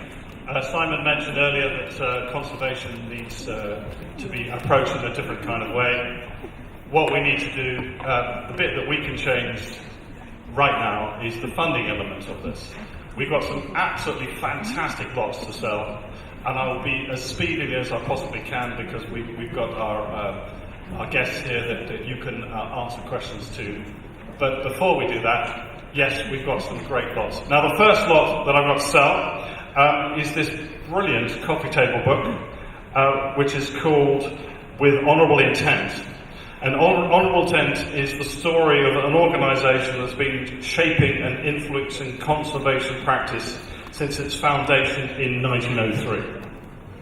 Flora and Fauna International was the world's first international wildlife conservation organisation, and the patron is none other than the Queen. This coffee table book is signed by none other than the great man Sir David Attenborough, and I would like to offer this at the mere price of £100 to start. Who will give me £100 for this beautiful coffee table book? £100 right in the front, thank you very much, 100. Well, who will give me £150? 150, thank you very much, 150. Would you do 200 now? 200 I have. 250. 250. 300. It's only money. 300, would you do 300? Somebody else do 300. 300 I have, thank you very much, at £300. £300. 350. 350 I have, thank you very much, 350. Is it 4? I know it's 4, I know it's coming. We're waiting. Would you do 400? Yes? 400 I have, give that man a round of applause. 400. 450? 400 I have. Anybody else bid me 450? It's 400 at the moment. 400 I have at £400. I'm going to sell at £400. 450 I have. We're back in. 450. 450. 500? Oh, are we in or we're out? 450 we're in. We're in now at 450. Any further bid? I'm going to sell at £450. Any further bid? It's all yours at £450. Congratulations. Thanks, Chris.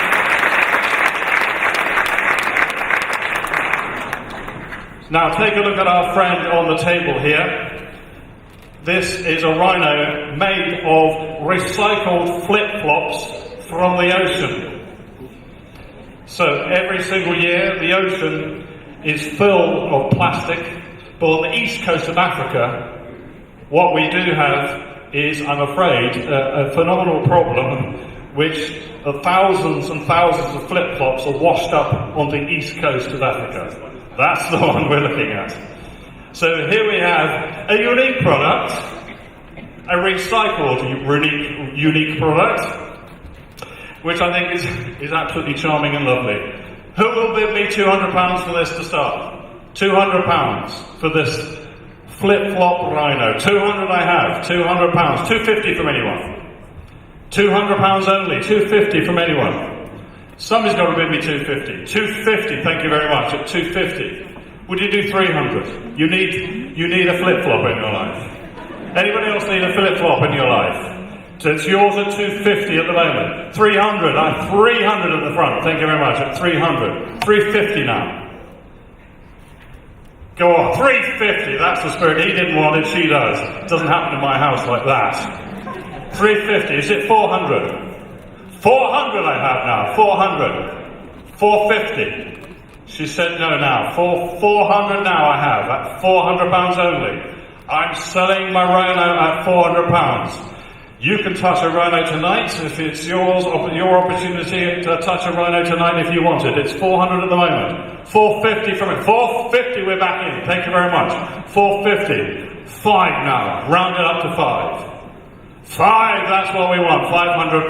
£500. 550. 550 we're in now. 550, we're back in. 600. Go on, 600. It's for a fantastic cause. We know what we're here for. 600 from anyone. 600, we're back in. Thank you very much. 600. One more. 700. Go on. One more. Yes? 650 is here at the moment. 650. At £650. Anyone would like to wave at me and bid 700? It's 650 here. Any further bids? I'm going to sell at £650. It's all yours at £650. Thank you very much. Brilliant.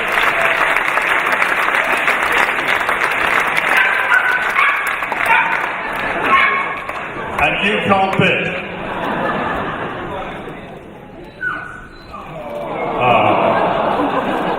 Getting very excited. Yeah, it is exciting. It's great. So the next Next lot is a beautiful, beautiful coffee table book again, Remembering Rhinos. So this book is a stunning tabletop book of beautiful images. Really, we had probably 60 of the world's very best wildlife photographers have actually contributed to this book. And this was launched at the Royal Geographic Society in November last year. There it is, look at some of the illustrations of this book. And already this particular book has raised £150,000 for saving rhinos. So Margot, who's here, who's put all this book together, where's Margot? Wave at me. Where are you? Give Margot a round of applause. She's done a fantastic job. Thank you, Margot. She's done an amazing job to put this book together. And on the inside of the cover there, we can see that there are 12 famous photographers that actually signed this particular book as well. So every single penny of this is going to go to saving rhinos. Where are we going to go? Let's start this at £200. Who will give me £200 only for this book? £200 I have, thank you very much. Is it 250 from anyone? £200, that's cheap, £200. 250, sir, thank you very much. 250. 300. 300 I have, thank you very much. At 300. 350, sir. 350, thank you. At 350. Is it 4? 350 only at the moment. £350 only for this book. 350 only. Is it £400 from anyone? 350, it's yours at the moment, sir. £350. Is it 400 from anyone? I will sell at £350. Any further bids? So it's all yours at £350. Thank you very much.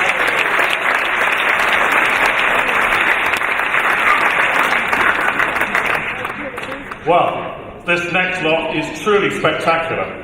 We're very, very fortunate to have this bronze cast. This is a limited edition bronze sculpture representing, of course, the fragility of our northern white rhinos. Later today, the original sculpture, a 17-foot tall artwork, the biggest rhino sculpture in the world, will be unveiled at Astor Place in New York City. This is a replica of this fantastic bronze. So at the moment, as we speak today, the whole of the world is waking up to the fact that we have just 3 northern white rhinos left on the planet. This is a beautiful, beautiful sculptural piece here. Who will bid me £3,000 for this? Who will bid me £3,000 only for this beautiful piece? £3,000 only. £3,000 I have. Thank you very much, Simon. £3,000. £3,000. Is it 3,500? 3,500. Is it 4,000? 4,000 I have. At £4,000. 4,000. 4.5? 4,500 I have. 4,500. 5,000 I have. £5,000 I have. £5,000. Is it 5,500? 5,500. Sir, you're in 5,000. I'll take your bid at 5,500. Is it 6,000? £6,000 I have. Is it 6.5? 6.5? 6,500 I have. Is it 7? At £7,000. 7.5, sir. One more. Could be yours. 7,500 I need. Is it 7.5? Can we do that one more? £7,500 I have. Thank you very much. At £7,500.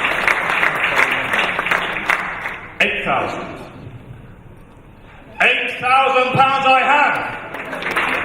8,000. 8.5, sir?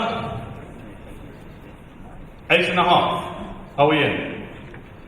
At £8,000. It's only another £500 I'm looking for. £8,000. We are going to sell at £8,000. There's only further bid in the room. At £8,000, I will sell this beautiful, beautiful bronze. At £8,000. Any further bids? It's all yours. Thank you very much, Simon. That's brilliant.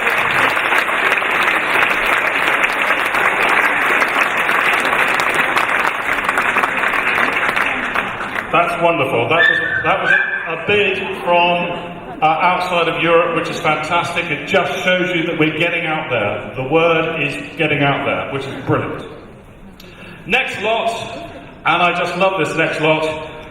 It's so fantastic. We've actually put a video together for you, so just sit back and watch this clip for a few seconds.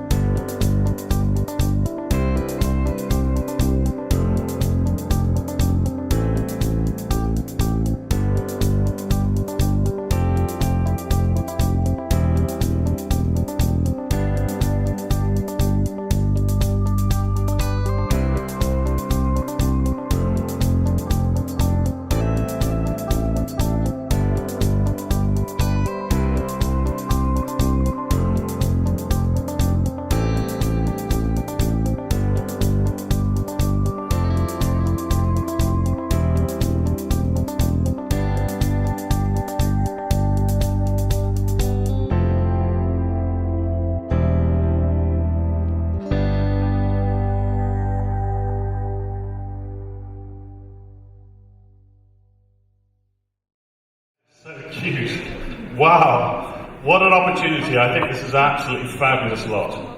So what would you name that calf? Just think of all those fantastic names you could name a calf like that. It's your opportunity right now to pay the money and name that calf the name of your choice. As long as it's not Donald Trump, I don't care. So, where are we going to go with this? This is a fabulous lot, wonderful lot. So let's kick it off at £1,000. Who will give me £1,000 for this opportunity? Who will give me £1,000 only? £1,000. Thank you, sir. £1,000 I have. Is it 2,000 from anyone? £2,000 from anyone? At £2,000. 2,000 I have. £2,000. 3,000, sir. Would you bid £3,000? £3,000 I have. At £3,000. Is it 4,000 from anyone? 4,000 is the next bid. 4,000 I have. Is it 5, sir? 5 is the next bid. £5,000 I have. At 5,000 at the back. Thank you very much. At 5,000. At £5,000 only. At £5,000 only. Is it 6 from anyone? £6,000 I have. At £6,000. 6,000. Thank you very much. 7,000 I have at the back. At £7,000. At £7,000. Is it 8? £8,000 I have. Absolutely brilliant. Brilliant. Give a round of applause. That's £8,000. That's really fantastic. Really brilliant. £8,000. Is it 9 now? £9,000 I have. £9,000. At £9,000. Is she bidding? Is it 10? Is it £10,000? Can we do £10,000? £10,000 we have! That's fantastic. At £10,000. Anybody bid me 11,000 now? Anybody bid me £11,000 for this naming opportunity? £11,000 is the next bid I will take. £10,000 is a fantastic amount of money. I'm going to sell at £10,000. Any further bid? We have sold at £10,000. That's fantastic. Brilliant.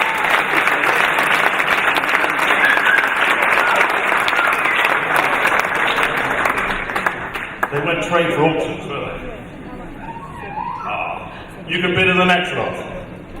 Okay, next one up. You've been fantastic so far, folks. Next one up is 2 tickets to the members' enclosure for the final of the Cartier Queen's Cup at Guards Polo Club on Sunday the 17th of June. Those tickets say exactly what it is that you're going to. The polo, which is one of the best, if not the best, polo tournaments of the summer season here in the UK. So, who will give me £100 for these tickets? Pair of tickets, £100. You're off to polo at £100 only. £100 at the moment. £150 from anyone. £100 only. Let's make it £125 then from someone. Somebody bid me £125 for 2 tickets. £125 at the back. Thank you very much. £125. £150. £150 I have now. £150. Will you do 200, or I'll do 175 for you? 175?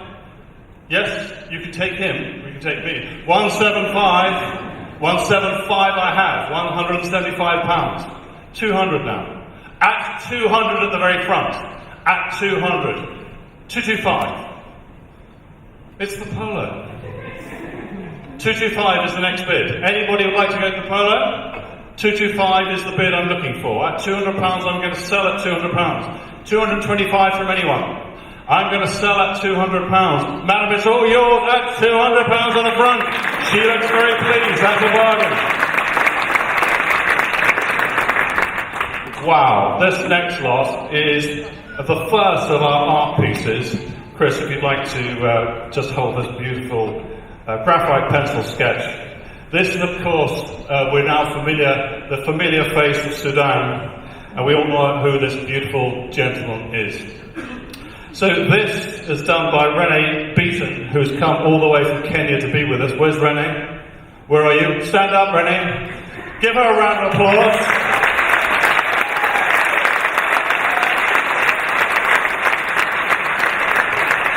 Rene, it's absolutely beautiful. And yes, we agree.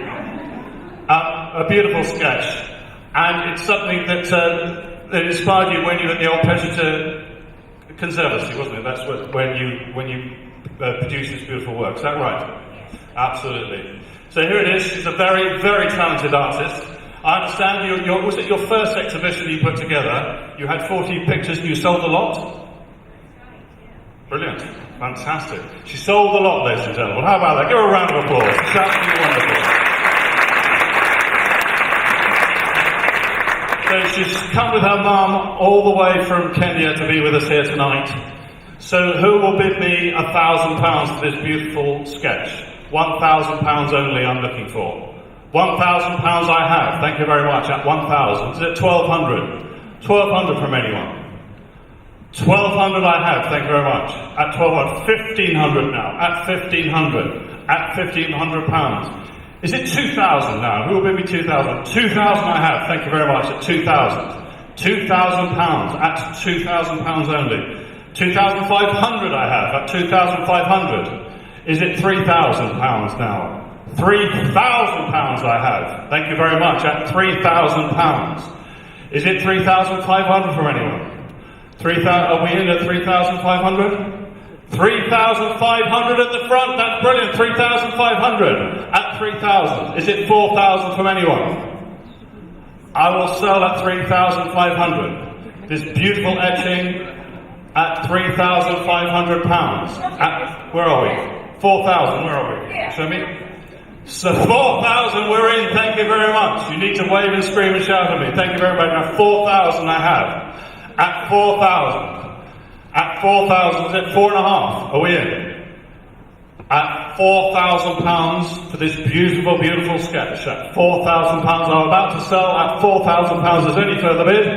Sir, congratulations, it's all yours, and thank you for your bid. That's brilliant. Absolutely fantastic.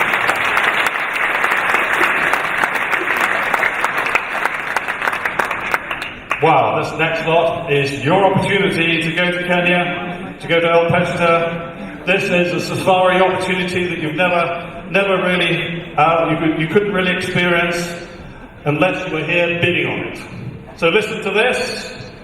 This is a 5-day, 4-night itinerary combined to El Pejeta Conservancy, along with other conservancy visits as well. So you fly to Nairobi. There are internal flights, including a trip to Nanyuki, which I have not heard of, but I understand a lot of people, you might know where that is. So this is to Masai Mara and back. So all you've got to do is get yourself to Nairobi, because all the internal flights, etc., will be paid for you. So this is a fantastic 5-night, two-stop experience where you will just have a fantastic trip. So this will include a wide range of wildlife, of course, including lion, cheetah, elephant, giraffe, wild dog, and of course rhino.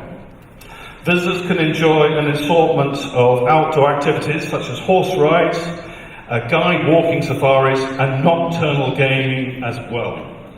All meals, house drinks, and safari activities are included, park fees and special visits to the endangered rhino enclosure at El Pejeta.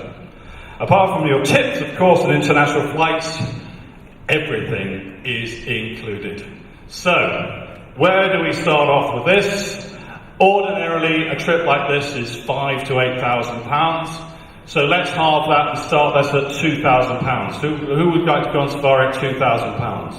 £2,000 I have only at 2,000. Is it 2.5 from anyone? £2,000 only at £2,000. At £2,000 only at £2,000. Is it 2.5 from anyone? £2,500 to go on this fantastic safari experience.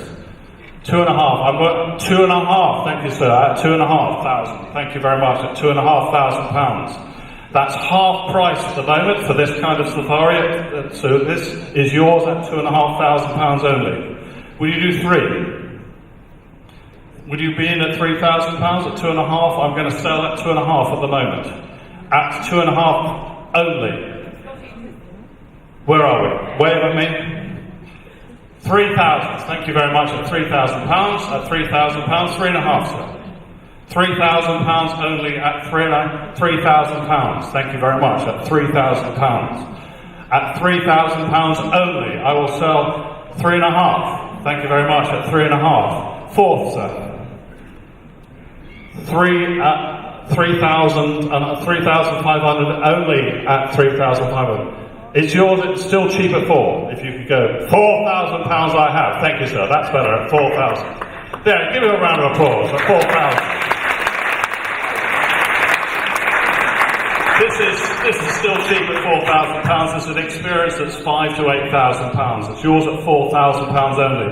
Anybody bid me at 4.5? 4.5 from anyone. I will sell at 4 at the moment, at £4,000 only. Is there any further bids? You're off on safari at the moment, at £4,000 only. I'm going to sell at £4,000. Any further bids? Sir, it's all yours at £4,000. Congratulations. Enjoy. So we have another safari experience. This is a 5-night bush home safari at El Pejeta, Pelican House for 2. So the guide for this again is £6,000 to £7,000. Overlooking the serene Pelican Dam, the recently renovated bush home is located in the east of the Conservancy, within easy reach of some El Pejeta's best wildlife experiences.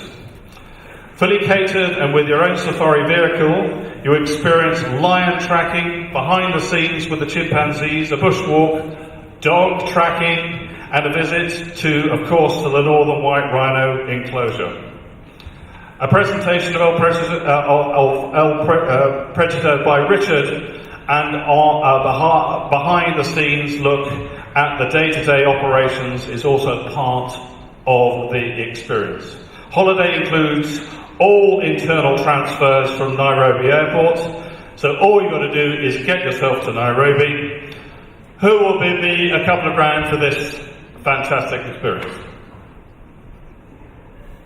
Oh, it's for 6 people. I've just been told this is for 6 people. Wow. So the price has gone up quite considerably, thank you very much. Well, what will we go for this? 6 people, that's got to be 6 grand. Let's start at 5 grand for this experience, 5 grand. Who will bid me £5,000? £5,000. It's got to be worth £5,000. Who will bid me £5,000? Can we limit this to 2 people and reduce the price? Is that what we can do? Let's make it cheaper for you. Come on. So let's go back to 2 people, because this is all complimentary of Richard. This is all Richard that would like to show you around the fantastic conservancy. So let's go back to 2 people. And let's get you out there. Two people, so let's do that at £2,000. Who will give me £2,000? Who would like to go on safari for £2,000? 2 people. Thank you very much. It's yours at £2,000. At £2,000. £2,000 only. Is it 2.5 from anyone? 2,500 from anyone? Who wants to go on safari at £2,500? That's cheap. Isn't that cheap, Richard? That's ridiculously cheap. At 2.5, wave at me. Thank you very much. 2.5, thank you very much. At 2.5. 3,000 now. Would you do 3,000? It has to be worth it. At £3,000. 2,500 is yours at the moment. At 2.5. At 2,500. Would you do 3? 2.5 only. At £2,500. Where are we? Who would like to bid? At £2,500 only. £3,000, that's better. Give them a round of applause. People putting their hands up now. 3,000. 3,000. 3.5. Come on, you know you want to go. They're going, you're not at the moment. £3,000 only. At £3,000. Let's get you out there, 3.5. Come on, £3,500. Put your hand up, wave at me. £3,000 here only, at £3,000. I want to get you out there. It's a fantastic place, a fantastic experience on this fantastic safari. £3,000 only, at £3,000. Any further bids? Do you really definitely want to go? Nod at me, yes? 3,500. That's better. Thank you very much indeed. 3.5. Is it 4? You sure? 3.5 here at £3,500. At 3.5 only. 3,500. At 3,500. 3,500. You sure you're not in at 4,000? I want you to go. I'll tell you what I'll do. Sir, is it alright? If you go at 3,000 and they go at 3,000, then we've got £6,000. Are we happy? You don't have to go with them. Should we do that? Let's get 2 lots out there at £3,000. Let's get you there and you there. That means that we've raised £6,000. That's better. Well done. It's yours at 3,000 and yours at 3,000. Thank you very much. And anybody else that wants to go at £3,000, and you guys, if you change your mind, let's get you out there. Let's raise some more funds. Thank you very much. Give yourselves a round of applause there.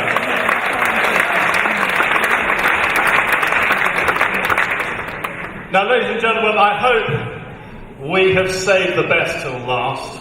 We have this beautiful, beautiful oil painting here. We've put together a video for you to explain what it's all about.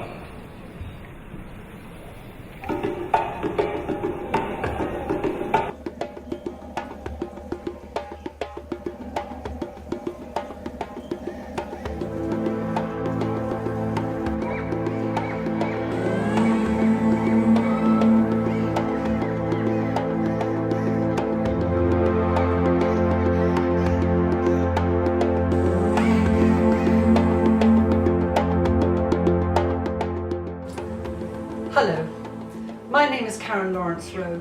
and I would like to share with you my latest project and how it came about. Last year, I painted the last three for Helping Rhinos and the Old Pejeta Conservancy, who are the custodians and protectors of the very last three northern white rhinos on the planet. Now, whilst Old Pejeta are well known for being home to those three northern white rhinos, it is less well advertised that they have the largest population of critically endangered black rhino in East Africa. And so for my next painting, I wanted to draw attention to Old Pejeta's successful breeding program, which I believe is one of the most important in Africa today. The black rhino was nearly poached to extinction between 1960 and 1990, with numbers dropping a staggering 97%. It was catastrophic. So it was a no-brainer for me. This time, it was a black rhino I was going to paint. Because in spite of the rising numbers on Old Pejeta, they need all the help we can give them. Now, if the truth be told, painting rhinos, for me, is one of the most difficult animals in Africa to paint.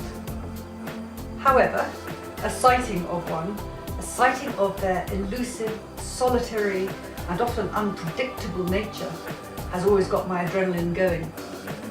So I decided to meet the challenge head on and try and capture the nature of the beast in all its power and prehistoric magnificence. Some years ago, I was charged by a black rhino and only narrowly escaped some unplanned for air conditioning into the side of my car. But the experience never left me, and I decided to try and recapture the thunderous power that I saw in the beast that day.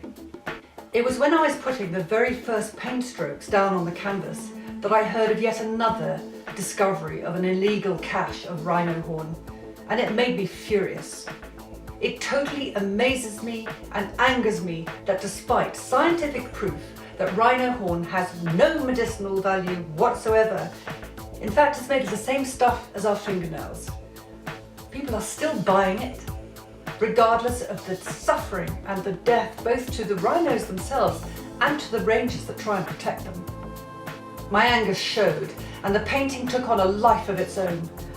I scribbled messages on the unfinished background, and the title, The Accuser, came to me long before the painting was finished. I painted my subject charging through and smashing Chinese medicine bottles, their grisly contents flying through the air. I painted AK-47 bullets lying in the grass at its feet, anything to try and get the message across. However, with the painting almost complete, I began to wonder if my emotional response would detract from the painting itself. After all, it was going to be auctioned at the Helping Rhinos event, and I feared that the addition of the medicine bottles would limit its saleability. So the glass bottles had to go. I painted them out, and I think it was the right decision because the rhino seemed to regain his power. But I was determined to keep a hidden message in the painting, so I left the AK-47 bullets in the grass. The message was still strong, just a little more subtle. The final artwork will be auctioned on the 15th of March at the Helping Rhinos Shades of Grey event in London. It's really such a terribly good cause. I look forward to seeing you there.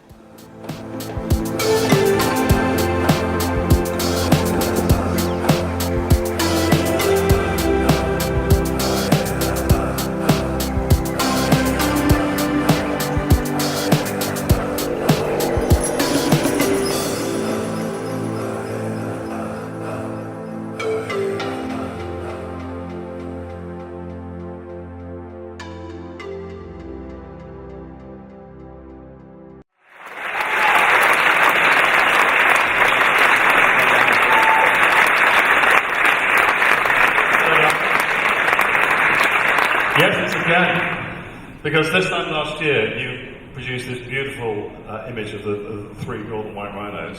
But we have something completely different tonight, don't we? This is something that's got a lot of passion. We've just seen the video there. Tell us more about this particular image here. Is there anything else that you'd like to add to what we've just seen about this fantastic image of this northern. So this rhino here is like this is the black rhino. So it looks like he's like charging towards us like he's a rugby player or something like that. He's like quite extraordinary character. There's extraordinary character to it. Well, as I said in the video, I was charged by a black rhino some years ago, and it nearly came into the car window, a bit like the dogs actually. And it was quite an experience. I've never forgotten it. And so when Helping Rhinos asked me again to do a painting for them, it had to be a black rhino, and also because, as I said again in the video, I think the Black Rhino project, or the black rhinos don't get as much attention as the northern whites. So I wanted people to know just how important that project was as well. Now, you mentioned obviously in the video as well that behind the oil, the finished product, is you've got all those bottles and all that anger and all the statements that you've taken away. Was that a sort of conflict in yourself to take that away from the picture? Or, I mean, are you now pleased with the finished product of what you've got here? It was a conflict at the time. I mean, I was so angry when I heard about this, yet another discovery of a whole container of rhino. So yes, it was quite hard to paint them out, but when I did, I knew it was the right decision, because suddenly now you look at the rhino, and you're not looking at the bottles and it's there, everybody. If you just X-ray it, it's all behind the painting. But left the bullets in the grass is a more subtle message. I can see that they're just nestled just here. We can see. So on a sort of close-up, you can see there's 2 or 3 or 4 sort of in the grass there, isn't there? A sort of subtle message that's still there. Research on armoury and bullets, stuff like that. It took me quite a long time to realise what's the right bullet to put in there. So, yeah. Well, but they're there, which is really interesting. Now, this image here of the rhino charging at you, how much of that is your experience of being charged by a rhino when you're in that car? Oh, a lot. Yeah, most definitely. Yeah. I wanted to create action and passion and anger. It was anger, really. Anger by the rhino. I kind of put a sort of a human element into it. Just the accuser, and that's because we are destroying them. And a message to the people that buy it. And as you see from the video. I think it's a stunning picture. Ladies and gentlemen, give Karen a fantastic round of applause.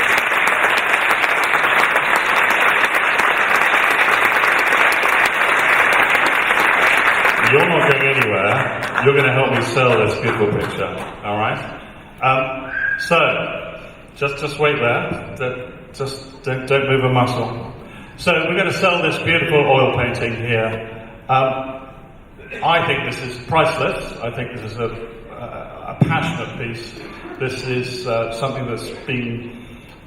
Karen's whole heart has gone into this, and she's so talented that I think this portrait, or this picture, is worth an awful lot of money. So I'm going to start the bidding here at £10,000. Who will bid me £10,000 for this oil painting here, this beautiful oil painting? Who will bid me £10,000? Okay, well, let's start it at £8,000. Who will bid me at £8,000? £8,000 only is what I'm looking for. £8,000. I know I've got a bid at the back. Julie, are we in at 8,000? Thank you very much. £8,000 I have at 8,000. Is it 9,000 now? £9,000 I have at 9,000. Is it 10,000? Is it 10,000? 10,000 I'm looking for. 10,000. £10,000 I have at 10,000. At £10,000 only. At 10,000. Is it 11,000 now? £11,000 I have. Thank you very much. At £11,000. Is it 12,000 now? At 12,000. Are we in at 12,000? Anybody bid? Are you bidding at 12,000? £12,000. At £12,000. Is anybody in at 12,000? £12,000 I have. Thank you very much. At 12,000. That's really good. 12,000. That's brilliant. 12,000. £13,000 the next bid. At £13,000. The dog wants to bid at 13. At £13,000. Is it 13? £13,000 I have!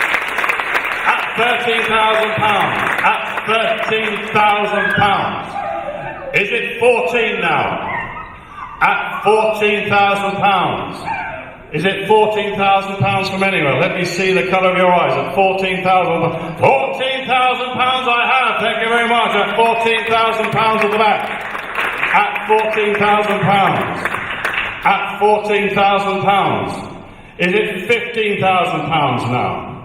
At £15,000. I need to see the colour of your eyes. At £15,000. It's 14 at the moment. At £14,000. Who's in at 15? Who's in at £15,000? At £14,000 only in the corner. At £14,000. Anybody in at £15,000? £15,000, sir. At 15,000. Is it 16 now? Are we in at 16? I need to see your eyes. So forgive me. At 15 only, at £15,000. Are we in? Do we have a bid at 16? Jill, are we in at 16? £16,000 I have at the back. I understand we have somebody from North America, which is fantastic. At £16,000. So it will be probably yours at 17. Are we in? Please. Let's keep it here. £16,000 at £16,000. Would it? £17,000.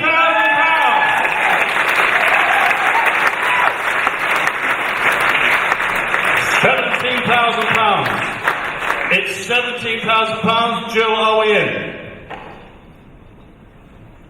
£18,000 is the next bid. This is international bidding. It's like being at Sotheby's. 17 is yours at the moment. At £17,000.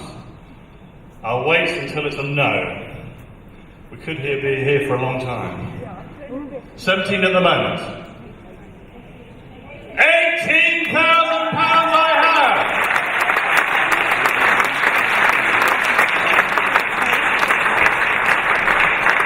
£18,000. You know where I'm going to next? £18,000. I will sell at £18,000. Are we pleased? We haven't sold it yet. £18,000 with Jill on the telephone at the moment. £18,000. 19 is the next bid, sir. You can round it up to 20 if you would like. Where are we going? Are we in or are we out? He's shaking his head. I'm going to be selling at £18,000 at the back. Any further bids? At £18,000, I am selling at £18,000. Any further bids? Jill, it's all yours at £18,000. Thank you for your bid, sir.